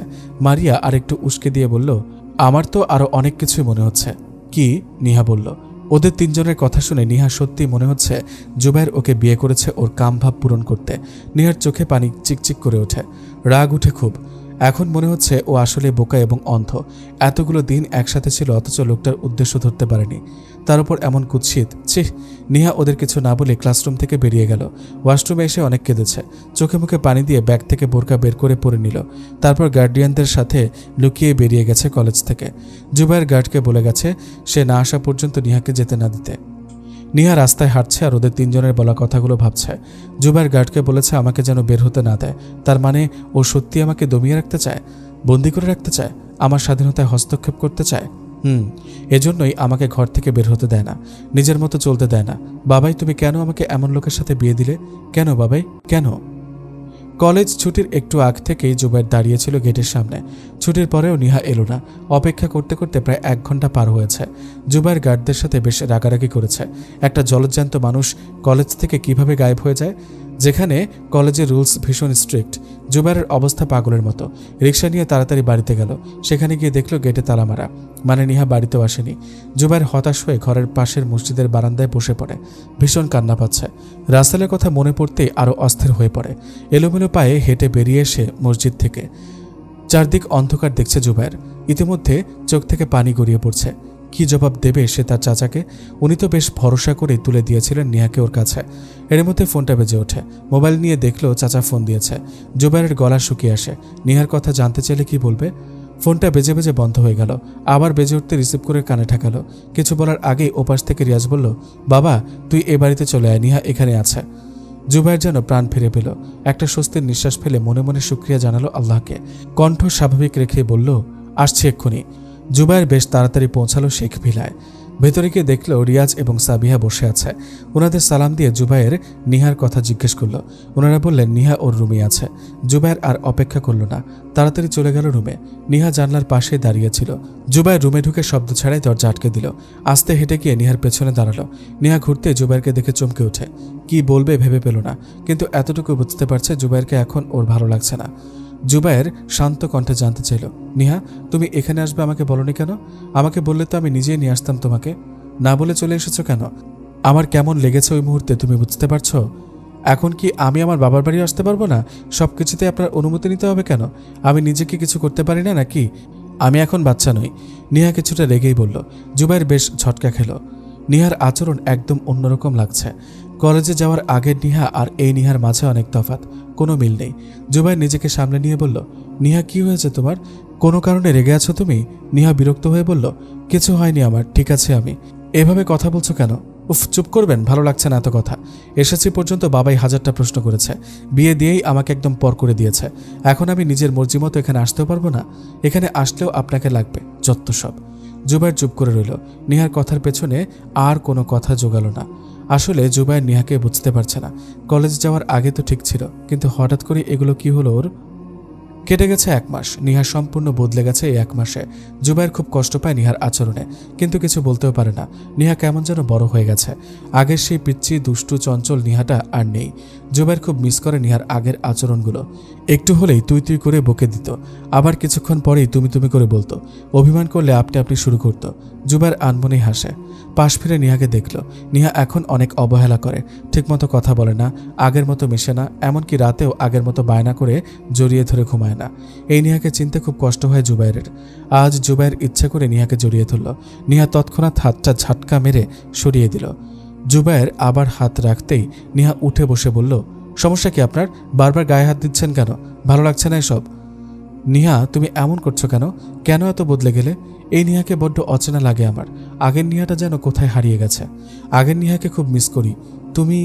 জুবায়েরকে থামিয়ে দিয়ে নিহা বিরক্ত হয়ে বলল, আপনার এসব আবেগময় কথা ভালো লাগছে না শুনতে। সবসময় শুধু আগের নিহা করেন।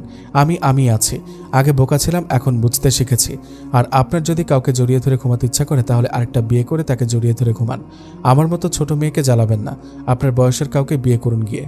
জুবায়ের ফের নিহাকে শক্ত করে জড়িয়ে ধরে বলল, আমি এতটাও বুড়া নই যতটা তুমি ভাবো। আমি তোমার থেকে মাত্র 3 বছরের বড়।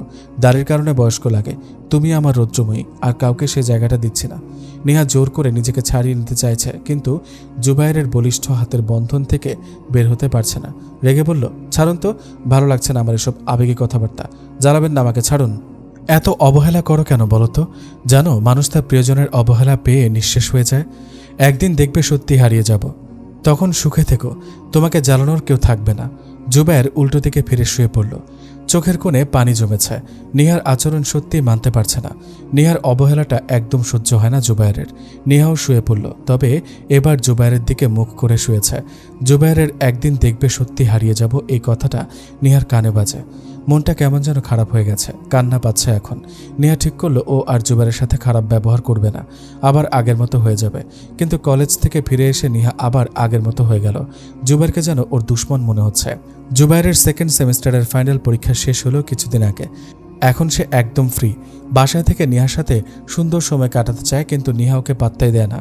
তাই কোচিংয়ে টিউশনে চলে যায়। নিহার অবহেলা দিন দিন যেন বাড়ছে। জুবায়ের প্রায় সময় লুকিয়ে কাঁদে। খুব কষ্ট হয় প্রিয় মানুষের অবহেলায়। আজ বাসায় আছে জুবায়ের। রুমে এসে দেখলো নিহা বিছানার সামনে দাঁড়িয়ে আছে। জুবায়ের নিহাকে টান দিয়ে নিজের কাছে নিয়ে এলো। মুখটা নিহার মুখের কাছে নামিয়ে আনতেই নিহা ধাক্কা দিয়ে সরিয়ে দিয়ে বলল, একদম ছোবেন না আমায়। সবসময় আপনার এসব অত্যাচারগুলো ভালো লাগে না। আমার এই ছোটোখাটো ভালোবাসাগুলো তোমার কাছে অত্যাচার মনে হয় নিহা? হ্যাঁ, মনে হয়। কেন বিয়ে করেছেন আপনি আমাকে? নিজের স্বার্থ চরিতার্থ করার জন্য, তাই না? কিসের স্বার্থের কথা বলছো তুমি? একদম ঢং করবেন না।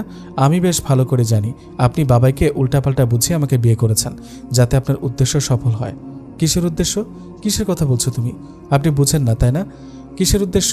আমি বোকা তো, তাই আমাকে দিয়ে ভালোভাবে উদ্দেশ্য সফল করতে পারবেন, এজন্যই বিয়ে করে বন্দি করে রেখেছেন। বেশ ভালোই বুঝি আমি এসব। নিহা, উল্টাপাল্টা কিসব বলছো? কচি মেয়ে দেখেছেন তো, তাই নিজেকে সামনে রাখতে পারেননি, এজন্যই বিয়ে করেছেন। তাই তো প্রতি রাতে আপনি আমার সাথে। নিহা, চিৎকার করছেন কেন? সত্যি বলায় গায়ে লেগেছে? এখন কি গায়ে হাত তুলবেন? না জেনে কথা বলা ঠিক নয় নিহা। তুমি যদি আমার সাথে থাকতে না চাও তাহলে যেতে পারো, আমি জোর করব না তোমায়। জুবায়ের বেরিয়ে গেল ঘর থেকে। নিহা পালঙ্কের উপর বসে কেঁদে ফেলল। রিয়াজুল শেখ নিজেদের গাছের কিছু ফলমূল রান্না করা তরকারি নিয়ে জুবায়েরের বাড়ির উদ্দেশ্যে রওনা দিলেন। আজকে তিনি একটা কারণে যাচ্ছেন। ইদানিং বেশ ভালোই লক্ষ্য করেছেন তিনি জুবায়েরকে। সবসময় কেমন যেন মনমরা হয়ে থাকে। জিজ্ঞেস করলে কিছুই বলে না। জুবায়েরের বাড়িতে এসে সদর গেট খোলা দেখে রিয়াজ ভেতরে গেলেন। কাউকে না ডেকেই হাতের সব জিনিস টেবিলের উপর রাখতেই নিহার গলা শুনতে পেলেন। ওদের রুমের সামনে দাঁড়াতেই ভেতরের সব কথা শুনলেন তিনি এবং খুব আশ্চর্য হলেন। নিহা এরকম ব্যবহার করে জুবায়েরের সাথে? তাই ছেলেটা সারাদিন মনমরা হয়ে থাকে। আর কিসব বলছে নিহা ওকে? অযথায় দোষ দিচ্ছে ছেলেটাকে। জুবায়ের বের হওয়ার সময় তিনি লক্ষ্য করেছেন জুবায়ের কাঁদছিল, যার কারণে রিয়াজকে খেয়াল করেনি। রিয়াজ এবার রুমের ভেতরে গেল, গিয়ে দেখলেন নিহা কাঁদছে। বাবাকে দেখে কান্নার মাত্রা বেড়ে গেল। রিয়াজ মেয়ের পাশে বসে মাথায় হাত বুলিয়ে দিয়ে জিজ্ঞেস করলেন, কাঁদছিস কেন? বাবাই, আমাকে তোমার কাছে নিয়ে যাও, আমি এখানে থাকবো না।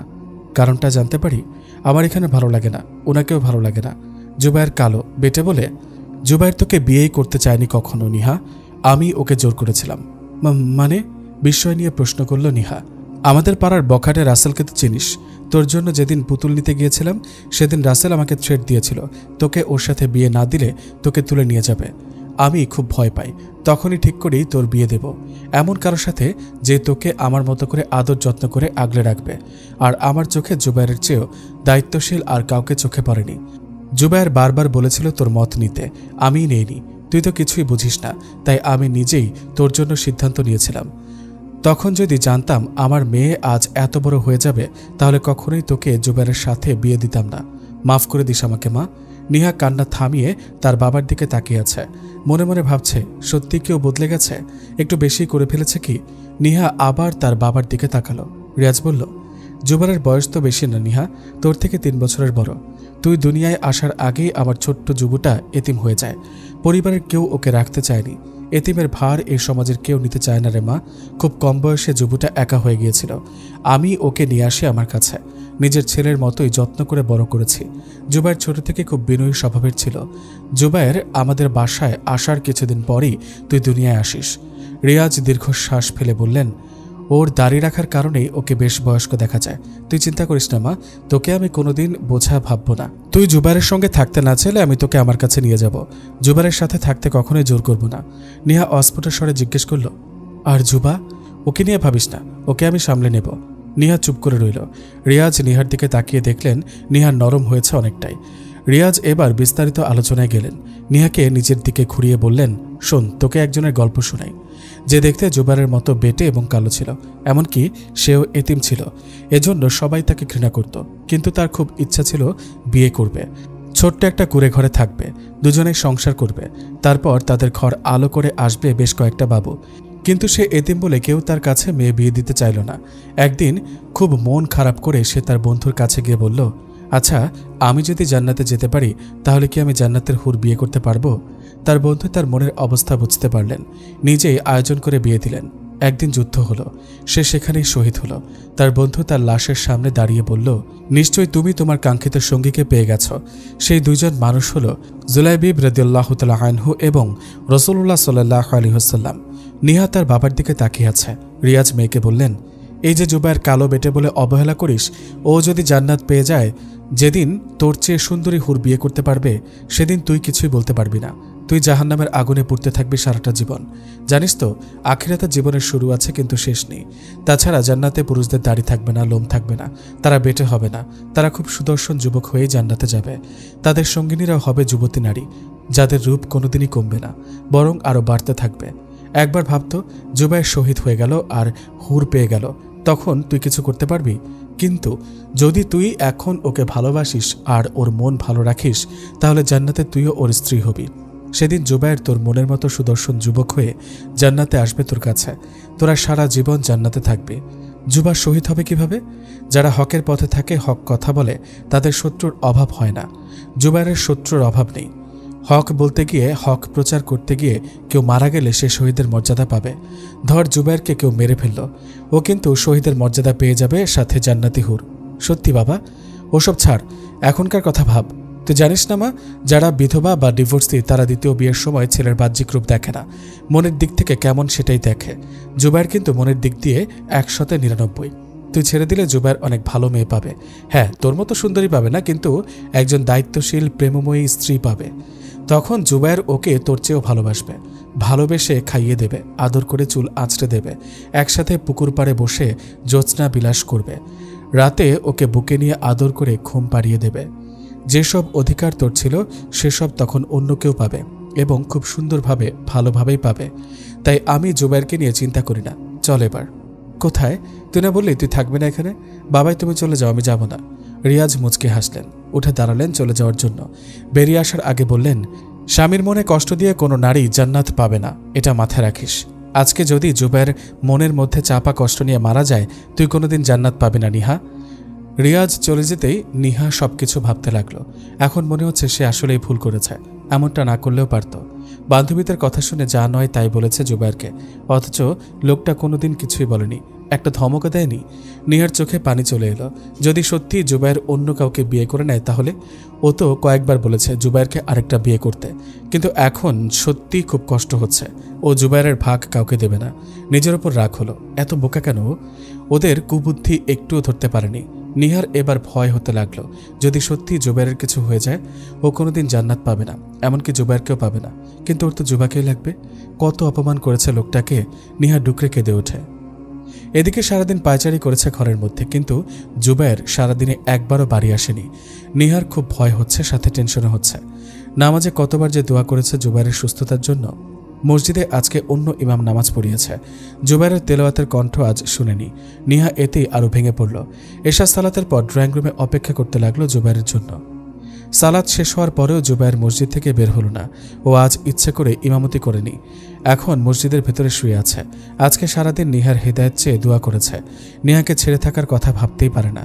কি করবে ভেবে পায় না জুবায়ের। কিভাবে নিহাকে নিজের কাছে রাখবে, কিভাবে বুঝাবে, কিছুই মাথায় আসে না। তবে নিহা যদি সত্যি চলে যেতে চায় তাহলে জোর করবে না, কারণ সম্পর্কে যখন মনের ভাঙন হয় তখন হাজার চেয়েও জোড়া লাগানো যায় না।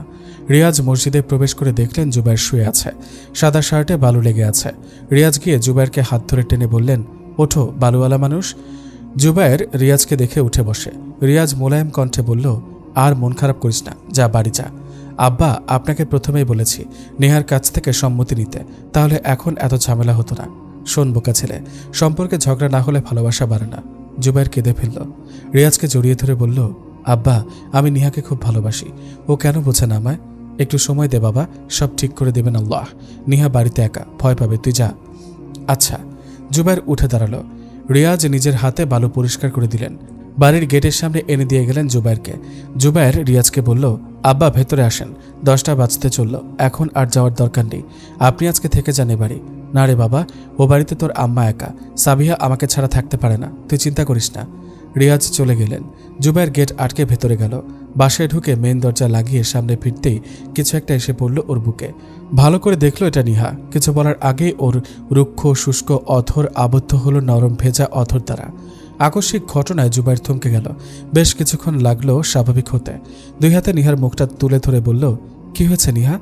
আমাকে মাফ করে দিন প্লিজ, আমি আমার ভুল বুঝতে পেরেছি। আমি ক্ষমা চাই আপনার কাছে, প্লিজ মাফ করে দিন। আচ্ছা আগে শান্ত হও।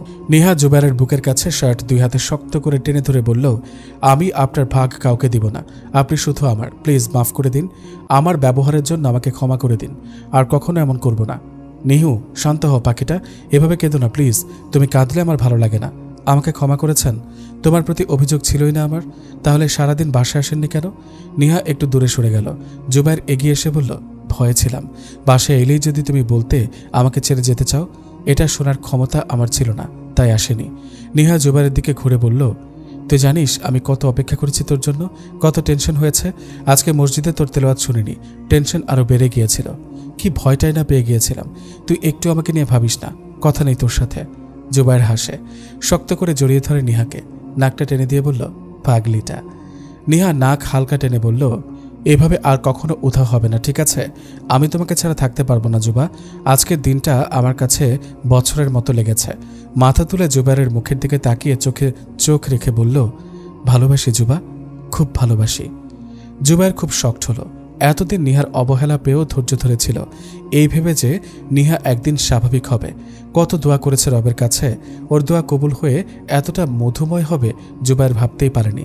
জুবায়েরকে নিরলস দেখেই নিহাই শুরু করলো তাদের মায়াবী মুহূর্তের শুরুটা। জুবায়েরকে গেটের ভেতরে ঢুকিয়ে দিয়েই রিয়াজ বাড়ির উদ্দেশ্যে হাঁটা ধরলেন। রাত হয়ে যাওয়ায় কোনো গাড়ি পেলেন না, তাই হেঁটেই বাড়ি যাবেন এখন। অনেকটা পথে চলে এসেছেন, আর অল্প পথ বাকি আছে। সামনের দিকে এগোতেই চোখের ওপর লাইটের আলো এসে পড়ল। রিয়াজুল শেখ হাত দিয়ে চোখ দুটোকে লাইটের আলোর আড়ালে নেওয়ার চেষ্টা করলেন। দেখতে চাইলেন কে এমন করছে। সামনে এগিয়ে যেতে দেখলেন রাসেল দাঁড়িয়ে আছে। রিয়াজুল শেখ কিছুটা হতভম্ব হলেন। এই সময় এখানে রাসেলকে আশা করেননি তিনি। তার উপর রাস্তাঘাটে মানুষজন একেবারেই নেই। এখন যদি এখানে তাকে মেরে রেখে যায় কেউ বুঝতেও পারবে না। দিন দিন রাসেলের উত্তাপ যেন বাড়ছে গ্রামে। রিয়াজুল শেখ কিছুটা সাহস নিয়েই রাসেলের পাশ কাটিয়ে চলে যেতে চাইলেন। রাসেল বাধা দিয়ে বলল, কোন সাহসে মাইয়া বিয়ে দিলি? রিয়াজ ক্ষোভ নিয়ে বললেন, আমার মেয়ে আমি বিয়ে দিয়েছি, তাতে তোর কি? রাসেল রিয়াজের কলার ধরে বলল, আমার কি মানে? নিহা সুন্দরীরে ওই মোল্লার আগে আমি বিয়ে করতে চাইছি, তুই এই কামটা ঠিক করলি না। তোর মতো নরপশুর কাছে আমি কখনোই আমার মেয়ে বিয়ে দেব না। এর চেয়ে বেশি খুশি হতাম যদি আমার মেয়ে সারা জীবন কুমারী থেকে যেত। তবে আল্লাহর ইশারা ছিল অন্যরকম, তাই তো তিনি নিহা জুবাইরকে এক করে দিয়েছেন। ওই মোল্লারে বেশি দিন আর পাবি না নিহার পাশে, আমারই পাবি। আল্লাহ ওদের দুজনের সহায় হবেন ইনশাল্লাহ।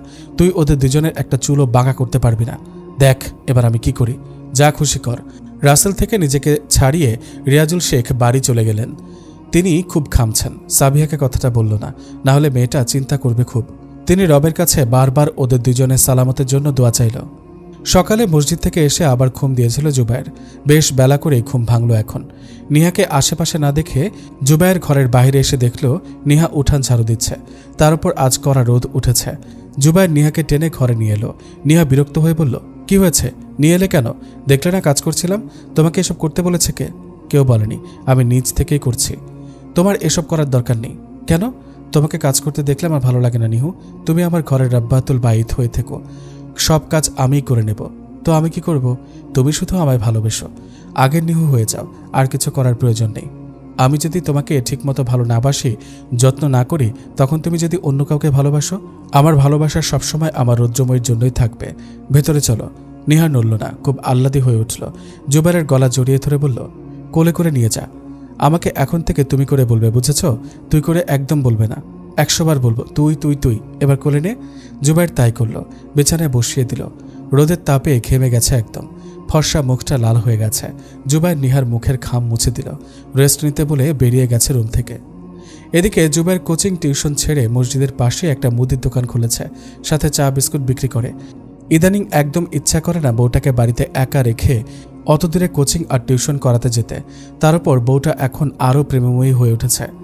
এখন তো একদমই কাজ ছাড়া করতে ইচ্ছা করে না। সারাদিন লাফালাফি দাপাদাপি করবে পুরো বাড়ি জুড়ে। নিস্তব্ধ এই বাড়িটা পাগলিটা একাই মাতিয়ে রেখেছে। নিহাকে এখন চোখে হারায় জুবাইর। দুপুরে দোকান বন্ধ করে মসজিদে ইমামতি করে বাসায় এলো খেতে। ঘরে ঢুকে দেখলো নিহা গাল ফুলিয়ে বসে আছে। জুবাইরের মনটা খচখচ করে। দুষ্টুমি করে কোথাও ব্যথা পেয়ে আহ করলেই জুবাইর খুব অস্থির হয়ে ওঠে আজকাল। এখন কি হয়েছে মহারানী সেটা জানতে হবে। জুবাইর নিহার সামনে বসে বলল, কি হয়েছে বউটার? কথা বলবি না আমার সাথে? কেন, কি করেছে আমি? তুই আমাকে কোথাও ঘুরতে নিয়ে যাস না, একটুও ভালো না তুই। ভুল হয়ে গেছে। আচ্ছা নিহু কি বিল দেখতে যাবে? নিহা খুশিতে গদগদ হয়ে বলল, যাব। তাহলে এখন রাগ করে থাকা যাবে না। না না না, একদম রাগ করব না। এই তো গুড গার্ল। আচ্ছা জুবু, আমরা কোন দিন যাব? কাল বা পরশু? তাই? ইয়ে। ও বাড়িতে জানিয়ে দুজনেই আজ সকাল সকাল বেরিয়ে গেল তাদের প্রথম ট্যুরে। জায়গাটা এখান থেকে বেশি দূরে নয়, বাসে করে গেলে 1 ঘন্টা লাগবে, আবার ক্ষেতের ভেতর দিয়ে গেলে ঘন্টা 2 লাগে। এখানে এসে ভালো একটা হোটেলে রুম বুক করলো। নিহা তো খুশিতে গদগদ। আসার সময় ক্লান্তিতে নেতিয়ে পড়েছিল, এখন যেন চাঙ্গা হয়ে উঠেছে। জুবাইরকে বারবার বলেছে এখনই একটু ঘুরতে বের হতে। জুবাইর নিষেধ করে দিয়েছে, তাই এখন গাল ফুলিয়ে শুয়ে আছে। বিকেলের দিকে দুইজন ঘুরতে বের হয়েছে। এই বিলটা খুব সুন্দর, বিলে অনেক শাপলা আছে। নিহা বায়না ধরল একটা শাপলা ওকে নিয়ে দিতে। জুবাইর তাই করল। নিহা খুশিতে জুবাইরকে জড়িয়ে ধরে। আশেপাশে জায়গাটা অনেক সুন্দর। একটা বেঞ্চে বসলো দুজন। নিহা পুরো জায়গাটায় চোখ বুলিয়ে জুবাইরের দিকে তাকালো। নিহা সবসময় খেয়াল করেছে জুবাইর প্রায় সাদা শার্ট পরবে, অন্য কোনো কালারের শার্ট তেমন একটা পরে না, পাঞ্জাবিও তেমন একটা পরে না। তবে সাদা শার্টে জুবাইরকে খুব স্নিগ্ধ লাগে। নিহা কোনো দিকে না তাকিয়ে জুবাইরের দিকে তাকিয়ে আছে। আগের করা সবকিছু মনে পড়ল ওর। এই লোকটাকে কুৎসিত বলে কত কথা বলেছে, অথচ আজ একটুও মনে হচ্ছে না লোকটা কুৎসিত। মনে হচ্ছে পৃথিবীর সবচেয়ে সুদর্শন পুরুষ জুবাইর। নিহা আনমনে জুবাইরের হাত জড়িয়ে ধরে কাঁধে মাথা রাখে। জুবাইর মুচকি হাসল, বলল, ভালো লাগছে না? অনেক ভালো লাগছে। বেশ কিছুক্ষণ নীরবতা ছিল। নিহা জুবাইরের দিকে না তাকিয়ে বলল, জুবা, আমি তোমাকে জান্নাতেও চাই। তুমি আমাকে চাইবে কি জান্নাতে? জুবাইর অবাক হলো, হঠাৎ এমন কথা বলছে কেন মেয়েটা? জুবাইর নিহার থুতনি ধরে বলল, কি হয়েছে তোমার? আমি তো তোমাকে অনেক কষ্ট দিয়েছি, তুমি আমায় মাফ করে দিও জুবা। হে পাগলি, এসব কথা বলছো কেন এখন? আমি তোমাকে সত্যি খুব ভালোবাসি জুবা। তোমার সাথে এই দুনিয়ায় জীবনটাও কম হয়ে যাবে আমার জন্য। আমি তোমাকে অনন্তকালের জন্য চাই। পাগলিটা, আমিও তোমাকে চাই। ওরা সেখান থেকে উঠে একটা রিসোর্টে গিয়ে খেয়ে নিল। তারপর হাঁটতে হাঁটতে বিল পেরিয়ে অনেকটা দূরে চলে এলো। সামনে একটা জঙ্গল, তবে দেখতে খুব সুন্দর লাগছে। নিহা জুবাইরকে বলল সেখানে যেতে। জুবাইর নিষেধ করে দিল, কিন্তু নিহা নাছোড়বান্দা, যাবেই যাবে। তাই ভেতরে গেল। একটু গিয়ে চলে আসতে চাইল জুবাইর। নিহা বলল, শুধু যাই যাই করছো কেন, আর একটু থাকে না? নিহা, আমার কেন যেন মনে হচ্ছে কেউ আমাদেরকে ফলো করছে, চলো ফিরে যাই, এখানে থাকাটা রিস্ক হয়ে যাবে। নিহা আশেপাশে তাকিয়ে বলল, কেউ তো নেই যুবক, কে ফলো করবে? কিন্তু তাও আমার মনে হচ্ছে। নিহা সামনে তাকিয়ে দেখলো কিছুটা দূরে একটা বুনো ফুল দেখা যাচ্ছে। নিহা বায়না ধরল ফুলটা নেওয়ার জন্য। জুবাইর ভাবলো ফুলটা নিয়েই ওরা ফিরে যাবে। ফুলটা নেওয়ার জন্য দুজন সেদিকে এগিয়ে গেল। ফুল গাছের কাছে গিয়ে বুঝলো যতটা কাছে ভেবেছিল গাছটা অনেকটাই ভেতরে।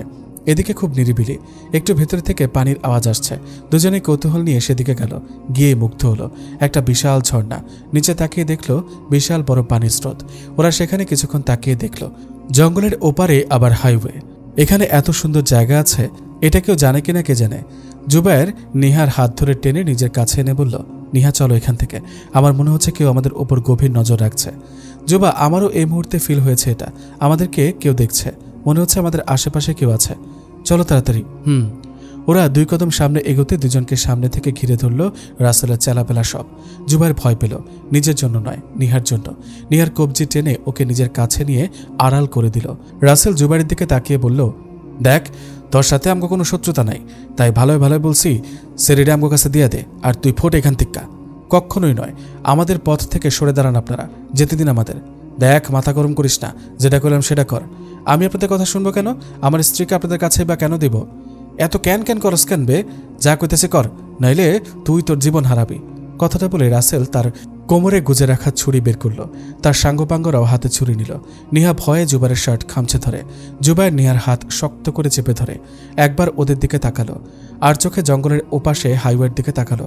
ওখান থেকে পালিয়ে একবার হাইওয়েতে উঠে গেলেই আর কিচ্ছু করতে পারবে না এরা।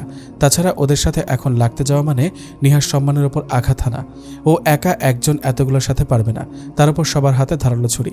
জুবাইর এদের দিকে তাকিয়ে নিহাকে সহ নিয়ে 2 কদম পিছিয়ে দৌড় দিয়েছে। বাকিরা দৌড় দিয়েছে। এখন জঙ্গলটাকে খুব রহস্যময় এবং মরণ ফাঁদ মনে হচ্ছে। হাইওয়ে যত কাছে দেখা গেছে, আসলে তত কাছে নয়। যতই দৌড়ে সেদিকে এগোচ্ছে, মনে হচ্ছে হাইওয়ে তত দূরে সরে যাচ্ছে। সন্ধ্যাও নেমে আসছে, চারদিকে অন্ধকার হতে শুরু করেছে। একটা সময় গিয়ে ওদের দলের একজনের ছুরির আঘাতে জুবাইর মাটিতে পড়ে যায়। নিহা তাড়াতাড়ি জুবাইরকে ধরে কেঁদে দেয়। আঘাতটা পিঠে লেগেছে। যার আঘাত লেগেছে সে এখনও 6-7 হাত দূরে আছে। সেখান থেকে ছুঁড়ে মেরেছে ছুরিটা। বাকিরা এখনও যথেষ্ট দূরে। বোঝা গেল এরা সবাই ট্রেন্ড। জুবাইর যত দ্রুত সম্ভব উঠে দাঁড়ায় এবং আবার দৌড়াতে শুরু করে। পিঠে অসহ্য ব্যথা হচ্ছে, কিন্তু ও কোনোভাবেই এদেরকে নিহাকে নিয়ে যেতে দেবে না।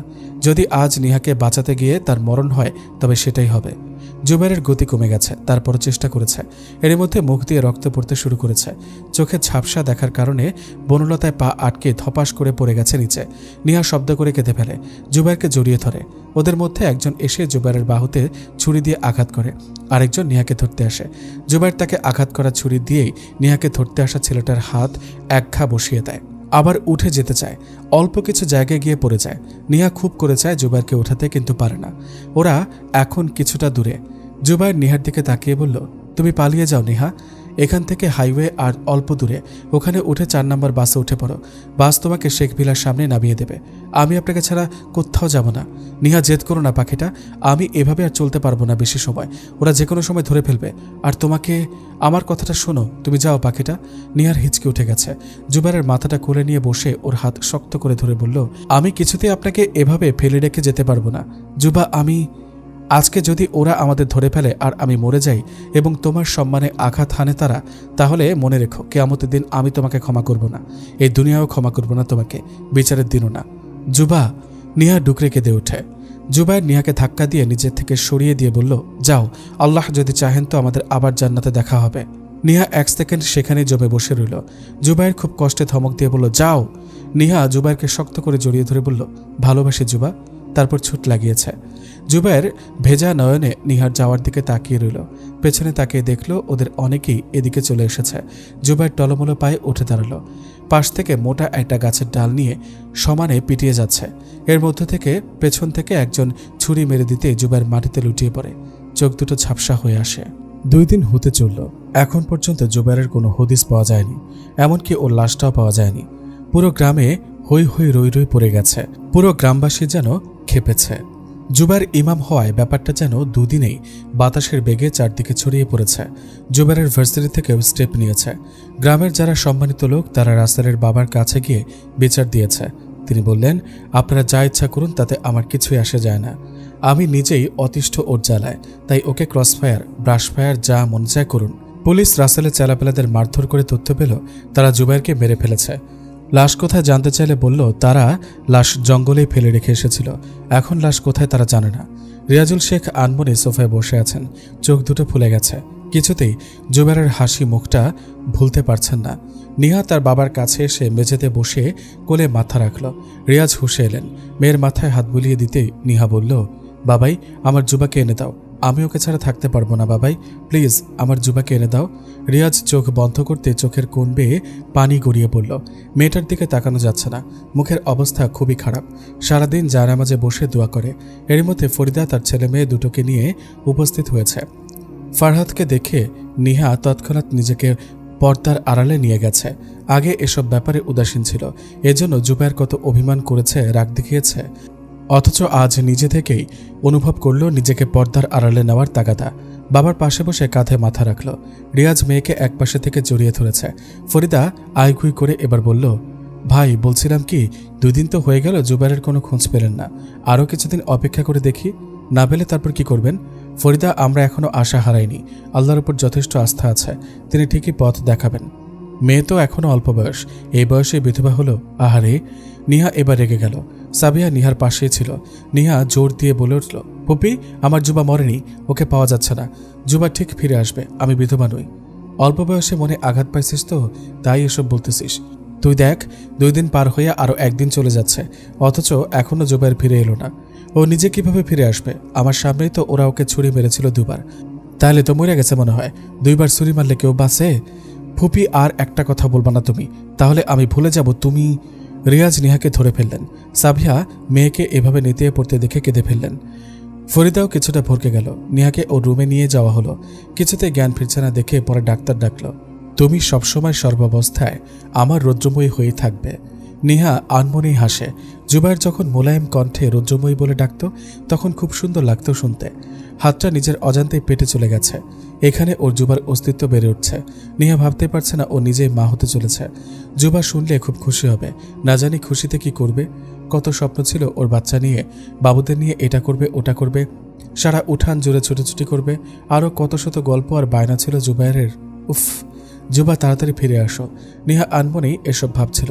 তারপর হঠাৎ মনে পড়ল জুবাইর আজ 3 দিন ধরে লাপাত্তা। নিহা তখনই ডুকরে কেঁদে ওঠে। মানুষটা জানেও না সে বাবা হতে চলেছে। এদিকে রাসেলকে পুলিশ ধরেছে। ওকে রিমান্ডে নেওয়া হলো। অনেক মারধর করার পর সেও একই তথ্য দিল। জুবাইরকে তারা মেরে জঙ্গলে ফেলে গিয়েছিল। তারপর আর জানা নেই কি হয়েছে। পুলিশেরা নিজেরাই বুঝতে পারছে না কিভাবে জুবাইর লাপাত্তা হয়ে গেল। ওদের বয়ান শুনে মনে হচ্ছে জুবাইর নিচ থেকে কোথাও যাওয়ার অবস্থা ছিল না। তাহলে কি অন্য কেউ সরিয়েছে? সরালে কোথায় নিয়ে গেল? একেবারে হাওয়া হয়ে গেছে যেন। কোনো ক্লু খুঁজে পাওয়া যাচ্ছে না। ভাই, এভাবে আর কতদিন চলবে? ফরিদার কথায় মুখ তুলে তাকালেন রিয়াজ। কিছুই বললেন না। আবার সামনের দিকে স্থির হয়ে তাকালেন। ফরিদা আবার বলল, 8 মাস হতে চলেছে জুবাইরের মৃত্যুর। তবুও আপনারা আশা করে আছেন কিসের আশায়? জুবাইর বেঁচে নেই, এই একটা সত্যি আপনারা কেন মানতে চাইছেন না বলেন তো? নিহা এবং ওর অনাগত সন্তানদের দেখভাল কে করবে একবার ভাবেন। তাই বলেছিলাম কি, আমি আমার ফাহাদের জন্য নিহাকে নিতে চাই। রিয়াজ কিছু বললেন না। কি বলবেন সেটা ভেবে পাচ্ছেন না। ভাইকে চুপ থাকতে দেখে ফরিদা আবার বলল, আমার ফাহাদও চায় নিহাকে বিয়ে করতে, ওর বাচ্চাকেও মেনে নেবে। আপনি যদি চান তাহলে বিয়েটা তাড়াতাড়ি দিতে চাই। আমি এখন কী বা বলবো বল, আমার মাথায় কিছু আসছে না। ভাই, এজন্য বলছি সত্যটা মেনে নিন। ফাহাদের জন্য নিহার বিয়ের ব্যবস্থা করুন। রিয়াজ চুপ করে রইলেন। ফরিদা ভাইকে চুপ থাকতে দেখে বুঝল ভাইয়ের সম্মতি আছে। মুখে কিছু না বললেও মনে মনে আছে। কিছুটা তৃপ্তির ঢেকুর তুলল। এখন শুধু এই মেয়েকে বাগে আনতে হবে, তাহলেই রাজ্য রাজকন্যা সব তাদের হাতের মুঠোয়। ফারহাদ এতক্ষণ দাঁড়িয়ে দাঁড়িয়ে এসব শুনছিল। মামাকে মৌন সম্মতি দিতে দেখে খুশিতে আটখানা। নিহা রুমের সামনে এসে দেখল জায়নামাজে বসে আছে। পেটটা অনেকটাই ফুলে গেছে। ফারহাদ আপন মনেই বলল, প্রথমে পাইনি তো কি হয়েছে, শেষে তো তোমাকে পাচ্ছি। ওই নিগ্রোর কোনো কিছুই আমি আমাদের মাঝে রাখবো না। বিয়েটা হতে দাও। এই বাচ্চা কাচ্চা ঝামেলা কিভাবে দূর করতে হয় সেটা আমার জানা আছে। জানামাজ রেখে উঠে দাঁড়ালো নিহা। শরীরে পানি চলে এসেছে, অনেক ভার লাগে এখন সবকিছু।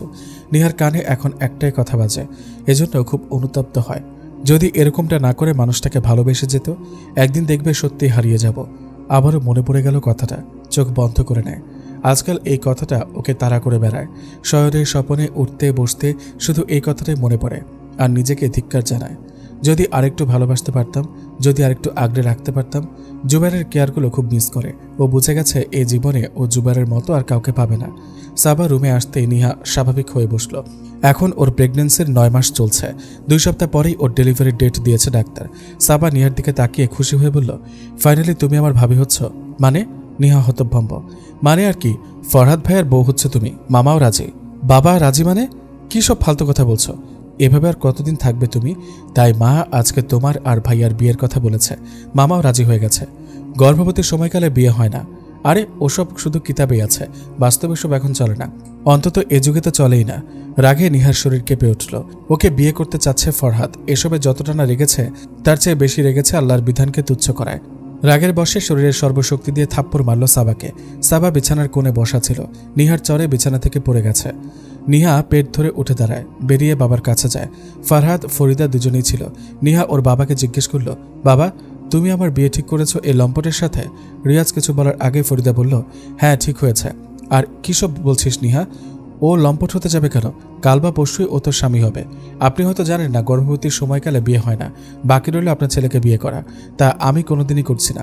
যে ছেলে রাতে বিরাতে আমার রুমে ঢুকে আমাকে আমার বাচ্চা নষ্ট করে ওর কাছে যেতে বলে, সে লম্পট ছাড়া আর কি? ফরিদার মুখ থমথমে হয়ে গেল। কড়া চোখে ফরহাদের দিকে তাকালেন। সব ঠিক হয়ে গিয়েছিল, কিন্তু ছেলেটার জন্যই সব আবার উল্টে গেছে। একটু সইতে পারছিল না বেয়াদব ছেলেটা। এনেই তো দিচ্ছিলাম, তারপর যা খুশি মন চায় করতো, কিন্তু এখন সব শেষ করে দিয়েছে। নিহা ওর বাবাকে বলল, বাবা তোমার যদি আমাকে তোমার বাড়িতে বোঝা মনে হয় তাহলে বলতে পারো, আমি আমার স্বামীর বাড়ি চলে যাব। জুবাইর এতটা নিঃস্ব ছিল না, ওর সেভিংসে যা আছে তা দিয়ে আমি চলতে পারবো। নিহা রুমে এসে কাপড় গোছাতে শুরু করেছে। খুব অভিমান হয়েছে বাবার উপর। সাবিহা এসব দেখে নিহার হাত ধরে বলল, মা তুই আমাকে রেখে যাস না। তাছাড়া এখন তোর একা থাকা ঠিক হবে না, কিছুদিন পরেই তোর ডেলিভারি। কিভাবে কি করবি? আল্লাহ আমার সহায় হবেন, কিন্তু এই বাড়িতে আর না। যেখানে আমাকে তোমরা বোঝা মনে করে একটা লম্পটের ঘাড়ে চাপিয়ে দিতে পারো, সেখানে আমি থাকবো না। সাবিহা কেঁদে দিলেন। রিয়াজ এসে দাঁড়িয়েছেন। তিনি জানেন নিহা এখন শুনবে না কারো কথা, চলে যাবে ও।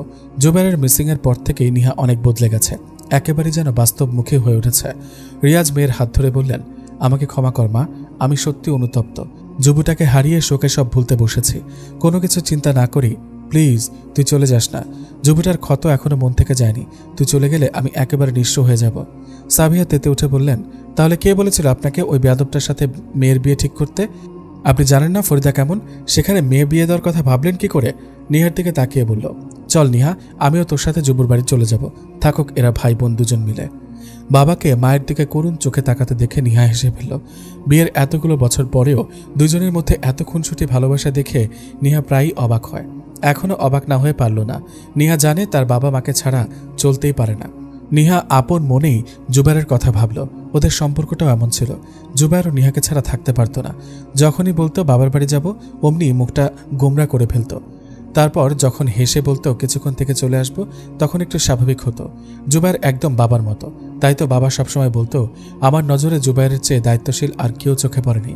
নিহারও এখন তাই মনে হয়, সাথে আফসোস। আরেকটু যদি তাকে আগলে রাখা যেত, কিন্তু আজ দুজন কত দূরে। নিহা জানেই না জুবাইর কোথায় আছে, বেঁচে আছে নাকি আল্লাহর মেহমান হয়ে গেছে। এদিকে দ্রুত হাতে একটা টপস পরে রেডি হয়ে নিল লিলি। তাড়াতাড়ি ডাইনিংয়ে বসে একটা ব্রেড স্লাইস মুখে পুরে অল্প জুস খেয়ে বেরিয়ে গেছে। পেছন থেকে লিলির মা আইভি লিলিকে ডেকে বলল, Lily, were you going in such a hurry? Hospital mom. ছোটখাটো একটা উত্তর দিয়ে বেরিয়ে গেল লিলি। আইভি আর কিছু বলল না, এসে ডাইনিংয়ে বসলো। স্বামীর জন্য নাস্তা তৈরিতে মন দিল। হসপিটালে দ্রুত পৌঁছে লিফটে উঠল লিলি। 4th ফ্লোরে এসে থামতেই তাড়াতাড়ি 506 নম্বর রুমে গেল। কেবিনে ঢুকতে শান্ত হয়ে গেল লিলি। চেয়ার টেনে সিটের পাশে বসল। সিটে শুয়ে থাকা ব্যক্তিটার হাত নিজের 2 হাতে নিয়ে শক্ত করে চেপে ধরল। এই ব্যক্তিটাকে সে ভালোবাসে, কোনো কারণ ছাড়াই। অথচ একটা বার তার হার্টবিট শুনতে পারেনি লিলি। আনমনে লোকটার মুখের দিকে তাকালো। লোকটার নাম কি সেটাও জানে না। লিলি ধবধবে সাদা, ইংরেজ মেয়েরা এমনই হয়। অথচ লোকটা কুচকুচে কালো, এজন্যই লোকটাকে এতটা ভালো লাগে। লিলির সবসময় এমন কুচকুচে কালো পুরুষ পছন্দ ছিল, আর সেটা ও পেয়েও গেল। এখনও খুব খুশি। যদিও লোকটার কথাবার্তা চলাফেরা কোনো কিছুই জানে না, জানতে পারেনি আজ পর্যন্ত। লিলির বাবা কলেজের একজন প্রফেসর। কলেজ থেকেই 8 মাস আগে ওর বাবা স্টাডি ট্যুরে গিয়েছিল বাংলাদেশে। সেখানে তারা দুজন শিক্ষক তাদের দল থেকে বিচ্যুত হয়ে যায়। হাঁটতে হাঁটতে জঙ্গলের ভেতরে চলে গিয়েছিল। সেখানে ওর বাবা এই লোকটাকে পেয়েছে। খুব বাজে অবস্থা ছিল, বিভিন্ন জায়গায় ছুরির আঘাত, মাথায় আঘাত ছিল। ওর বাবার বন্ধু সেখানের পুলিশদেরকে জানাতে চেয়েছিল, কিন্তু ওর বাবাই দেয়নি। ওর বাবার মতে যারা ওকে মেরে এখানে ফেলে গেছে, একবার যদি খবর পায় ওরা আবার ওকে মেরে ফেলতে পারে। সেজন্যই চুপিসারে ওর বাবা এই লোকটাকে নিউ ইয়র্কে নিয়ে এসেছে। ওর বাবার মুখ থেকে সব শুনে একদিন দেখতে এসেছিল। প্রথম দেখাতে প্রেমে পড়ে গিয়েছিল লিলি এই লোকটার, তাই এখন প্রতিদিন আসে। বিকেলের দিকে লিলি বাসায় ফিরে আসে। এটা ওর এই 8 মাসের অভ্যাস। সকালবেলা তাড়াহুড়ো করে ছুটে হসপিটালে যাবে আর বিকেলে ফিরে আসবে। মাঝের সময়টা কোমায় পড়ে থাকা সেই পুরুষটার দিকে তাকিয়ে কাটিয়ে দেয়। লিলি ফ্রেশ হয়ে বিছানায় গড়িয়ে পড়ে। একটা চিন্তা কাজ করছে ওর মনে। আজকে ডাক্তারের সাথে কথা হয়েছিল। ডাক্তার বলেছে লোকটার যদি জ্ঞান ফিরত তাহলে সব স্পষ্ট মনে করতে পারবে, অথবা আগের সব কিছু ভুলে যেতে পারে। তাতেই লিলির মন খারাপ হয়ে যায়। লিলি উঠে বসল। মনে মনে ভাবছে, লোকটার জীবনে কোনো নারী ছিল কি যাকে সে খুব ভালোবাসে? না না, কখনোই না। আমি কখনোই তাকে হারাতে পারবো না। আমাকে কিছু একটা করতেই হবে যাতে তার আগের স্মৃতি কোনোদিন সে ফিরে না পায়। তার নতুন স্মৃতিতে আমি হব তার প্রেয়সী। আর কয়েকদিন পরেই তো সে কোমা থেকে ফিরে আসতে পারে। পিটপিট করে চোখ মেলে তাকালো জুবায়ের। এত এত আলো পড়ায় ঝট করে চোখ বুজে ফেলল। সারা শরীরে চিনচিনে একটা ব্যথা, বিশেষ করে পিঠে। জুবায়ের ধীরে ধীরে চোখ মেলে আবার তাকালো। এবার চোখটা মেলতে পেরেছে, তবে ঝাপসা দেখছে সব। মাথাটা ব্যথা করছে ভীষণ। জুবায়ের নিজের হাত মাথায় নিতে চাইলেই হাতে কিছু টান খেল। হাতটাও চিনচিন করে উঠছে। আস্তে করে হাতটা চোখের সামনে আনতেই দেখল হাতে বিভিন্ন তার, নল পেঁচানো। জুবায়ের ভ্রু কুঁচকে ফেলল। রুমটার আশেপাশে চোখ বুলিয়ে তাকালো। এটাকে একটা স্পেশাল কেবিনের মতো লাগছে। কুচকানো ভ্রুটা আরও কুচকে ফেলেছে জুবায়ের। এসবের মানে কি? এর মধ্যে একজন বয়স্ক লোক কেবিনে এলো। জুবায়েরকে তার দিকে তাকিয়ে থাকতে দেখে লোকটা চমকালো, সাথে বিস্মিত হলো। হন্তদন্ত হয়ে বেরিয়ে কোথায় যেন চলে গেল। কিছুক্ষণ পর সাদা অ্যাপ্রন পরিহিত একজন লোক এলো। জুবায়ের বুঝল সে একজন ডাক্তার। ডাক্তার কিছুক্ষণ ওর চেক আপ করলো। এর মধ্যে কেবিনে এসে উপস্থিত হলো ধবধবে ফর্সা এক নারী। ওর চোখ দুটো ছলছল। জুবায়ের মনে মনে ভাবছে, আমাকে দেখে তার চোখ দুটো ছলছল কেন?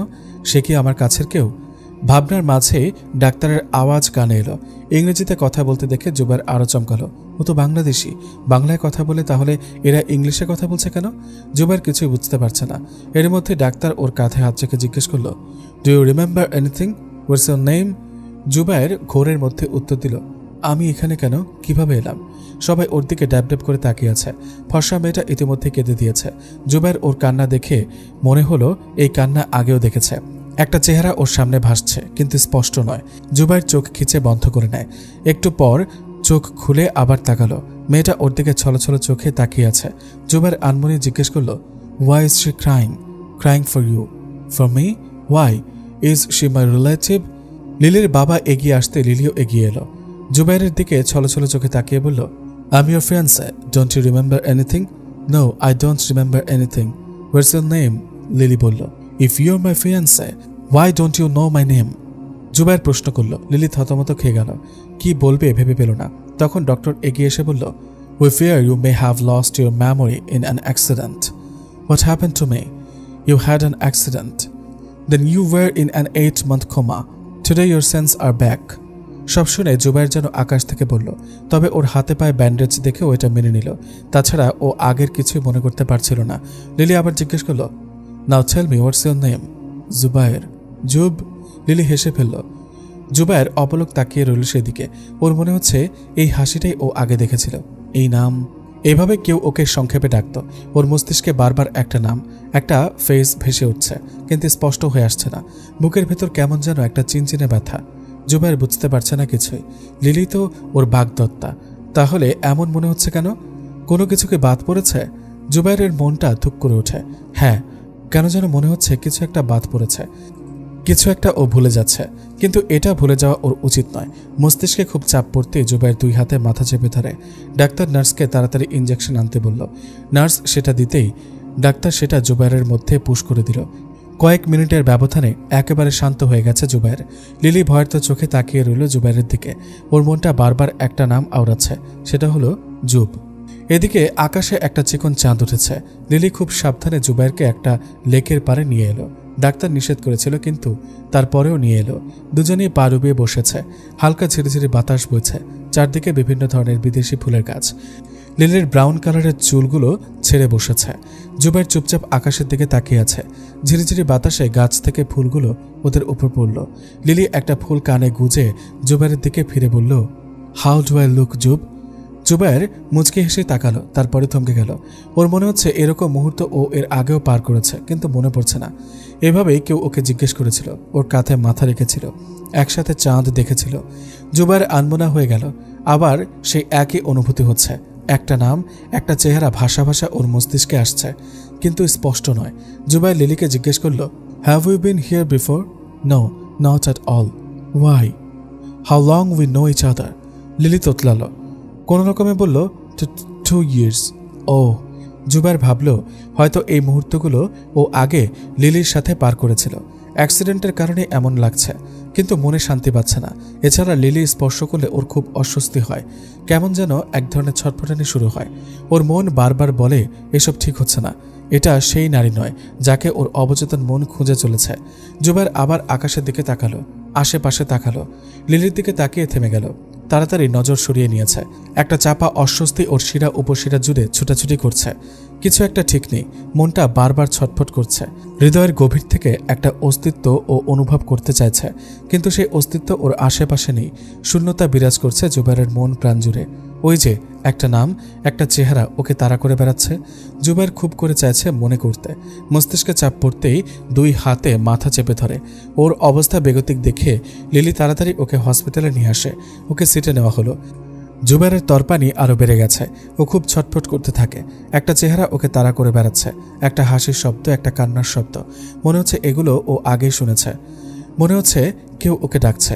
চোখ বন্ধ করার আগে ওর ঝাপসা চোখ দুটোর সামনে একটা হাসি মুখ ভেসে উঠল। জুবাইর যেন স্বস্তি পেল। ঠোঁট দুটো নাড়িয়ে উচ্চারণ করল, নিহু। ঝলমলে একটা সকাল দেখে জুবাইরের বেশ ভালো লাগছে। কালকে ও জ্ঞান হারানোর আগে একটা নাম নিয়েছিল, কিন্তু এখন সেটা আর মনে করতে পারছে না। এর মধ্যে লিলি এলো। ওর হালচাল জিজ্ঞেস করে খুব ধীরে ধীরে জানতে চাইল, yesterday you took a name, whose name did you take? Zubair লিলির দিকে তাকালো। কেন যেন ও স্বস্তি পায় না এই চেহারা দেখলে। চোখ সরিয়ে নিল। কাল জ্ঞান হারানোর আগে একটা চেহারা ওর সামনে ভেসে উঠেছিল, তখন খুব স্বস্তি পেয়েছিল। জুবাইর সেটা এখনও ফিল করতে পারে, কিন্তু এখন কিছুই মনে পড়ছে না। জুবাইর বলল, I can't remember anything now Lily. You took a name called Nihu. Who is this Nihu? Do you know her? Nihu, I can't remember anything. Forget it. I came to tell you something. জুবাইরের প্রশ্নবোধক চাহনি দেখে লিলি খুব খুশি হয়ে বলল, Tomorrow we are getting married. I'm very happy. Finally, I get you as a husband. Aren't you happy? যথাসময়ে আজ lily এবং জুবাইরের বিয়ের আয়োজন শুরু হলো। জুবাইরের খুব অস্বস্তি হচ্ছে। ছটফটানি ভাবটা আরও বেড়ে গেছে। বুকের ভেতর একটা চাপা আর্তনাদ। কেন হচ্ছে ও নিজেও জানে না। ওরা তো দুজন দুজনকে 2 বছর ধরে চেনে, তাহলে এমন হবার মানে? জুবাইর বুঝতে পারছে না। ওর বারবার মনে হচ্ছে ওর জীবনের সবচেয়ে গুরুত্বপূর্ণ পার্ট ও ভুলে যাচ্ছে। স্টেজে লিলিকে দেখে জুবাইর এগিয়ে গেল। লিলিকে খুব সুন্দর লাগছে, কিন্তু লিলির সৌন্দর্য জুবাইরের হৃদয় স্পর্শ করতে পারছে না। লিলি লাল একটা গাউন পরেছে, এতে ওকে আরও পুতুলের মতো লাগছে। এখানে সবাই বিয়েতে সাদা গাউন পরে, কিন্তু লিলি কেন লাল পরেছে সেটা ওই ভালো জানে। জুবাইর লিলির দিকে তাকালো। তখনই ভাষা ভাষাভাবে একটা চেহারা ওর মস্তিষ্ক জুড়ে বিচরণ করতে লাগলো। জুবাইরকে এভাবে তাকিয়ে থাকতে দেখে লিলি লজ্জিত হেসে বলল, what are you looking at now Zub? Zub? Zub? Zuba? হ্যাঁ, জুবা। এই নামটা খুব পরিচিত মনে হচ্ছে। সেই হাসির শব্দ, খিলখিল হাসির শব্দ জুবাইরের কানে বাজতে লাগলো। ওর মস্তিষ্কে সেই চেহারাটা স্পষ্ট হয়ে উঠেছে। জুবাইর মুখ চেপে বসে পড়ে। উপস্থিত সবাই অবাক হয়, সাথে লিলিও। লিলিওকে ধরতে আসলে জুবাইর হাত দেখিয়ে ওকে থামিয়ে দেয়। ওর মস্তিষ্কে এবার সব ক্লিয়ার হয়ে উঠেছে। খুশিতে চোখে পানি চলে এসেছে। ও কিভাবে ভুলে যাচ্ছিল ওর প্রিয়তমার কথা, যার বিচরণ ওর সম্পূর্ণ হৃদয় জুড়ে। সেই প্রিয়তমাকে রেখে ও আজ অন্য একজনকে বিয়ে করতে যাচ্ছিল। জুবাইর দাঁড়িয়ে যায়, আনমনে বলতে থাকে, নিহা আমি আসছি। নিহু, আমি তোমাকে ভুলতে পারবো না, কখনোই না। ভালোবাসি তোমায় আমার বউটা। লিলি ওকে পেছন থেকে ডাকলো, জুব। কিন্তু জুবাইর আর দাঁড়ায়নি। এক ছুটে বেরিয়ে এসেছে ওদের বাসা থেকে। যদিও এখন ও জানে না কিভাবে ফিরবে ওদের সাহায্য ছাড়াই, তবে ওর বিশ্বাস ও ঠিক ফিরে যাবে নিহার কাছে। এদিকে জানামাজে বসে কোরআন পড়ছিল নিহা। সামনের রুম থেকে হালকা চেঁচামেচির আওয়াজ শুনতে পেল। নিহা কোরআন রেখে উঠে দাঁড়ায়। ওর 9 মাস চলছে এখন, আর 2 সপ্তাহ পর ওর ডেলিভারির ডেট দিয়েছে ডাক্তার। এখন চলতে বেশ সমস্যা হয়। যদি জুবায়েরটা থাকতো। মনে মনে দীর্ঘশ্বাস ফেলল নিহা। খুব ধীরে ধীরে হেঁটে রুম থেকে বের হলো। বসার রুমে আসতেই দেখল ওর মা বাবা কাকে যেন ঘিরে দাঁড়িয়ে আছে। নিহা কিছুটা কাছাকাছি গিয়ে রিয়াজকে জিজ্ঞেস করল, বাবাই তোমরা কাকে ঘিরে দাঁড়িয়ে আছো? কে এসেছে এত সকালে? রিয়াজ সরে দাঁড়ালো। নিহা সামনের মানুষটাকে দেখে থমকে গেল। নিজের অজান্তে ধীর পায়ে এগিয়ে যেতে লাগলো সেই মানুষটার কাছাকাছি। সাবিহা নিজেও কিছুটা সরে দাঁড়ালেন। নিহা কাছাকাছি এসে লোকটার গালে হাত রাখল। অস্পষ্ট স্বরে বেরিয়ে এলো, জুবা। জুবাইরের খুব স্বস্তি লাগলো নিহার জুবা ডাক শুনে। এই ডাকটাই যেন ওর অশান্ত মন শান্ত করে দিয়েছে। নিহাকে ও ভালোবাসে জানত, কিন্তু এতটা ভালোবাসে সেটা এখন অনুভব করল। জুবাইরের চোখ ছলছল করছে। নিহার কপালে নিজের ঠোঁটের স্পর্শ দিল। নিহা জাপটে ধরল জুবাইরকে। এতগুলো দিন পর প্রিয়তম ফিরে আসবে নিহা আশাই করেনি। নিহা জুবাইরকে ছেড়ে দাঁড়ালো। ওর চোখ মুখ কুঁচকে গেছে। জুবাইরের বাম কাঁধের শার্ট খামচে ধরে, ডান হাত পেটে। নিহা আস্তে আস্তেই নিচে পড়ে যেতে লাগলো। জুবাইর হতভম্ব। নিহার কি হলো বুঝতে পারল না। সাবিহা এগিয়ে এসে নিহাকে ধরল। জুবাইরের দিকে তাকিয়ে বলল, জুবু, নিহার লেবার পেন উঠেছে, তাড়াতাড়ি হাসপাতালে নিতে হবে। রিয়াজ তাড়াতাড়ি সিএনজি ডাকতে গেল। নিহা হাত বাড়িয়ে জুবাইরকে ছুঁতে চাইল। ওর ঠোঁটের কোণে প্রাপ্তির হাসি, কিন্তু চোখ থেকে নোনা জল গড়িয়ে পড়ছে। খুশিতে নাকি প্রসব বেদনায় সেটা নিহা জুবাইর কেউই বুঝতে পারছে না। সিএনজিতে ওঠার পর নিহা জুবাইরের বুকের সাথে মিশে গেল। যদি আজ বাচ্চা জন্ম দিতে গিয়ে মারা যায় তাহলে হয়তো আর এই বুকে মাথা রাখা হবে না। সেসব ভেবেই নিহা এই মুহূর্তটায় জুবাইরের সাথে লেপ্টে আছে। এতদিন মনটা অশান্ত ছিল, আজ শান্ত হলো প্রিয়তম স্বামীর একটু স্পর্শ পেয়ে। সবাই হাসপাতালের করিডোরে দাঁড়িয়ে আছে। এরই মধ্যে দেখল লিলি এবং ওর বাবাকে জুবাইরের দিকে এগিয়ে আসতে। ওদেরকে জুবাইরের সাথে কথা বলতে দেখে রিয়াজ এগিয়ে গেলেন। জুবাইরের কাঁধে হাত রেখে বললেন, এরা কারা জুবু? আব্বা, ওনারাই আমার চিকিৎসা নিয়েছিলেন। 8 মাস আমি কোমায় ছিলাম, সে সময়টা সমস্ত খরচ ওরা বহন করেছে। রিয়াজ বিস্মিত হলেন। জুবাইরকে নিজের দিকে ফিরিয়ে বললেন, তুই এতদিন কই ছিলি? সকালে নিহা চলে আসা জিজ্ঞেস করতে পারিনি। নিউ ইয়র্কে ছিলাম আব্বা, ওনারা নিয়ে গিয়েছিলেন আমাকে। অতঃপর জুবাইর সব খুলে বলল রিয়াজকে। সব শুনে রিয়াজ কিছুক্ষণ হতবুদ্ধি হয়েছিল।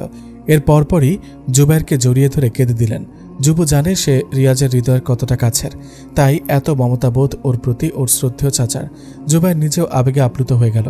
চাচা চাচির কাছ থেকে বাবা মায়ের ভালোবাসা পাওয়া এটা জানাতানো বিষয় নয়, এটা আল্লাহর অশেষ নিয়ামত। আল্লাহ ওকে এমন চাচা চাচি দিয়েছেন। লিলি জুবাইর থেকে জানতে চাইল ওনারা কারা। জুবাইর বলল, ওনারা ওর চাচা চাচি, সাথে শ্বশুর শাশুড়ি। জুবাইরের সবকিছু মনে পড়ার পর যখন লিলিদের বাসা থেকে বেরিয়ে চলে এসেছে, তখন লিলিও ওর পেছনে এসেছিল। ওর হাত ধরে কেঁদে বলেছে ওকে খুব ভালোবাসে। জুবাইর যেন ওকে ফিরিয়ে না দেয়। জুবাইর তখন সব বলল ওর বিয়ে হয়েছে, বউ আছে। লিলি তখনও মানতে নারাজ ছিল। লিলির যুক্তি হলো 8 মাস বউয়ের কাছে ছিল না, এতদিনে হয়তো ভুলে গেছে এবং অন্য কাউকে বিয়ে করে নিয়েছে। কিন্তু জুবাইর খুব কনফিডেন্সের সাথে বলেছিল নিহা কখনোই এমন কিছু করতে পারে না। 8 মাস তো অনেক কম, 8 বছর পার হলেও নিহা ওর অপেক্ষায় কাটিয়ে দেবে। তাই লিলি জেদ নিয়েই জুবাইরের সাথে এসেছে নিহাকে দেখতে। যদি নিহা জুবাইরকে ফিরিয়ে দেয় তাহলে জুবাইরকে ওর সাথে নিউ ইয়র্কে ফিরে যেতে হবে এবং ওকে বিয়ে করতে হবে। এই শর্ত মেনেই জুবাইর এসেছে। কিছুক্ষণ পর নার্স একটা মেয়ে বাবুকে তাওয়ালে পেঁচিয়ে জুবাইরের কোলে দিয়ে দিল। জুবাইর খুশিতে কেঁদে দিয়েছে। পুরো মুখে অসংখ্য চুমু দিচ্ছে তো আবার বুকে জড়িয়ে নিচ্ছে। বাবুটার প্রতি খুব বেশি মায়া লাগছে, কারণ ওদের গুরুত্বপূর্ণ সময়টাতে মা মেয়েকে কেয়ার করতে পারেনি জুবাইর। লিলি এগিয়ে এসে বাবুকে কোলে নিল। ওর খুব কষ্ট হচ্ছে, কারণ জুবাইরকে ছেড়ে যেতে হবে। বাচ্চাটার দিকে তাকিয়ে বলল, Zub, can I make a request if you don't mind? Yes, of course. I love you so much, but we don't have to stay together. Please don't forget me. Lily কেঁদে ফেলেছে। জুবাইর কি বলবে ভেবে পেল না। লিলি কান্না আটকে বলল, I'm requesting you to name your daughter Lily. Please, Jub, this is my last request. I promise you I will name my daughter Lily. Can I see your lucky wife? Yeah, sure. ডাক্তারের কাছ থেকে permission নিয়ে জুবাইর লিলিকে নিহার কেবিনে নিয়ে গেল। নিহা চোখ বন্ধ করে শুয়েছিল। লিলি নিহাকে দেখে বেশ চমকালো। লিলি ভেবেছিল জুবাইরের স্ত্রী এতটা রূপবতী হবে না, কিন্তু নিহাকে দেখে ওর নিজেকে তুচ্ছ মনে হচ্ছে। এত রূপবতী কেন এই মেয়ে? তাই তো জুবাইর স্মৃতি হারানোর পরেও ভুলতে পারেনি। জুবাইর চেয়ার টেনে নিহার সিটের পাশে বসল। বাবু এখনও লিলির কোলে। জুবাইর আলতো করে হাত রাখলো নিহার কপালে। নিহা চোখ মেলে তাকালো। জুবাইরকে দেখে মুচকি হাসলো। জুবাইর নিহাকে বলল, তোমার সাথে একজন দেখা করতে এসেছে। কে? জুবাইর লিলির দিকে ইশারা করল। লিলিকে দেখে বেশ অবাক হলো, ওকে বাংলাদেশি মনে হচ্ছে না। জুবাইর এই মেয়েকে কই পেল? তাহলে কি জুবাইর বিয়ে করেছে? নিহা রেগে তাকালো জুবাইরের দিকে। জুবাইর কিউট এবং ইনোসেন্ট ফেস বানিয়ে বসে আছে। ওদের কাণ্ড দেখে লিলি আনমনেই হেসে দিল। নিহার পাশে বসে বলল, relax, I have no relationship with him. Niha শান্ত হয়ে লিলির দিকে তাকালো। লিলি বাচ্চার কপালে চুমু দিয়ে নিহার পাশে শুয়ে দিল। বলল, you are very lucky to have a husband like Zub. If you want to know about me, ask Zubair who I am. I pray that you will always be happy. Lily উঠে দাঁড়ায়, এক পলক জুবাইরের দিকে তাকালো। চোখের কোণে পানি জমেছে, আর কিছু না বলে বেরিয়ে এসেছে। নিহা লিলির যাওয়ার দিকে তাকিয়ে রইল। জুবাইরের দিকে তাকিয়ে বলল, জুবা, ওকে কাঁদছিল কেন? আমার খুব খারাপ লেগেছে। আমার ব্যবহার কি কষ্ট পেয়েছে? না। তাহলে কাঁদলো কেন? জুবাইর নিহাকে সংক্ষেপে সব বলল। সব শুনে নিহা চুপ হয়ে গেল। জুবাইরের দিকে তাকিয়ে রইল পলকহীন। জুবাইর নিহার কপালে চুমু দিয়ে বলল, কি দেখছ? ভালোবাসে জুবা, আমিও ভালোবাসি তোমায়। জানো, আমি ভেবেছি তুমি আর কোনো দিন আসবে না, তাই বাবুকে নিয়ে থাকার সিদ্ধান্ত নিয়েছিলাম। সবাই আমাকে কত কথা শুনিয়েছে জানো। ফারহাদ আমাকে অনেক বাজে প্রস্তাব দিয়েছিল, আমাকে বিয়ে করতে চেয়েছিল। সেদিনই আমি তোমার বাড়িতে চলে এসেছি। পরে বাবাই সব ঠিক করে দিয়েছে। জুবাইর নিহাকে নিজের সাথে জড়িয়ে ধরে আলাদা একটা প্রশান্তি কাজ করছে। নিহা রাগ দেখানোর ভান করে বলল, ছাড় আমাকে, এখন এত পিরিত দেখাতে হবে না। ঠিকই তো বিয়ে করতে গিয়েছিলি, আর আমি কিনা দেবদাসী হয়ে ঘুরছিলাম। জুবাইর ফিক করে হেসে দিল। নিহা আবারও বলল, এবার থেকে আমরা মা মেয়ে মিলে তোকে ডাবল চালাবো, দেখি তুই কি করিস। জুবাইর হেসে বলল, জো হুকুম রানী সাহেবা। নিহা ভাতের প্লেট নিয়ে সারা উঠান দৌড়ালো। না, মেয়েটা কিছুতে খাবে না। একদম হয়রান হয়ে গিয়েছে নিহা। মেয়েটা এত যে দুষ্টু হয়েছে, কথাই শোনে না। সারাদিন লাফালাফি দাপাদাপি করবে। দেখে মনে হয় নিহার আপডেট ভার্সন। জুবাইরকে ঢুকতে দেখে ছোট্ট মেয়েটা আবার দৌড় দিয়েছে। নিহা জুবাইরকে দেখেনি, ভয়ে বলল, লিলি মামুনি দৌড় দিও না, পরে ব্যথা পাবে। জুবাইর লিলিকে কোলে তুলে নিল। নিহার কাছে এসে বলল, কি হয়েছে, বউটা এত ক্লান্ত কেন? তোমার মেয়ে বেশ দুষ্ট হয়েছে। খাবার নিয়ে সারা উঠান দৌড়িয়ে ছাড়লো আমাকে। যেমন মা তেমন মেয়ে। জুবাইর ফিসফিস করেই বলল, কিন্তু নিহা শুনে ফেলেছে। রেগে বলল, কি বললে? কই কিছু না তো। হে হে, আমি বলেছি আমার মেয়ে আমার মতো হয়েছে। নিহা হাসল। জুবাইর এক পাশ থেকে জড়িয়ে ধরে নিহাকে। ওর পাগলামি এখনো যায়নি, আগের মতোই পাগলামি করে। ওদের দুষ্টু মিষ্টি খুনসুটি আর একটু বাড়িয়ে দিতে ওদের ছোট্ট মেয়ে লিলিও যোগ দিয়েছে। দুপুরে বাপ মেয়ে দুজনে পুকুরে নেমেছে গোসল করতে। নেমেই দাপাদাপি শুরু করেছে। নিহাও এলো, সিঁড়িতে বসে দুজনকে দেখছে। বাপ মেয়ে দুটোর দুষ্টুমি বেশ দেখতে ভালো লাগছে। গোসল শেষে জুবাইর মসজিদে গেল। নিহা সালাতে দাঁড়িয়েছে দেখে 2 বছরের লিলিও মায়ের সাথে সালাতে দাঁড়িয়েছে। একটু পর পর মায়ের দিকে তাকাচ্ছে। ওর মা ঠোঁট নাড়ছে দেখে লিলিও ঠোঁট নাড়ছে। মাকে রুকু করতে দেখে লিলিও অনুরূপ করছে। সালাম ফিরিয়ে নিহা লিলিকে জড়িয়ে ধরে। লিলির এই আচরণগুলো ওকে খুব আনন্দ দেয়। মনে হয় এই অনুভূতিটা পৃথিবীর সবচেয়ে বেস্ট অনুভূতি। আজও আকাশে চিকন চাঁদ উঠেছে। আগে দুজন এসে এই পুকুর পাড়ে জ্যোৎস্না বিলাস করত। এখন ওদের সাথে ওদের পুচকিটা যোগ দিয়েছে। বাবা মায়ের সাথে ছোট্ট লিলিও জ্যোৎস্না বিলাস করে। কখনো কখনো হাত পা ছড়িয়ে বাবা মায়ের কোলে শুয়ে থাকে। ওর কাণ্ড দেখে যখন বাবা মা দুজনেই হাসে, তখন লিলির খুব ভালো লাগে। আজ লিলি বাবার কাঁধে বসে আছে। ওর মায়ের দিকে তাকিয়ে দেখলো চুল ছেড়ে দিয়েছে। মায়ের দেখা দেখি লিলিও ওর কাঁধ সমান চুল ছেড়ে দিয়েছে। মাকে কানের পাশে ফুল গুছতে দেখে লিলি বাবার কাঁধ থেকে নেমে গেল। একটা ফুল নিয়ে মায়ের মতোই কানের পাশে ফুল গুজেছে। নিহা জুবাইয়ের দিকে ফিরে বলল, আমাকে কেমন লাগছে জুবা?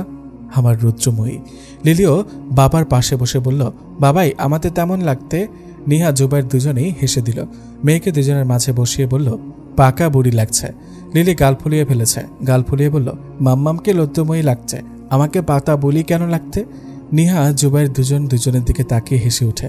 লিলি গালটা আরো ফুলিয়ে ফেলেছে। বাবাই মাম্মাম একদম ভালো না, শুধু হাসে, কথাই বলবো না। মনে মনে এসব ভাবছিল লিলি। জুবাইর লিলিকে কোলে নিয়েও বলল, তোমার নাম কি মামুনি? লিলি। লিলি অর্থ কি জানো?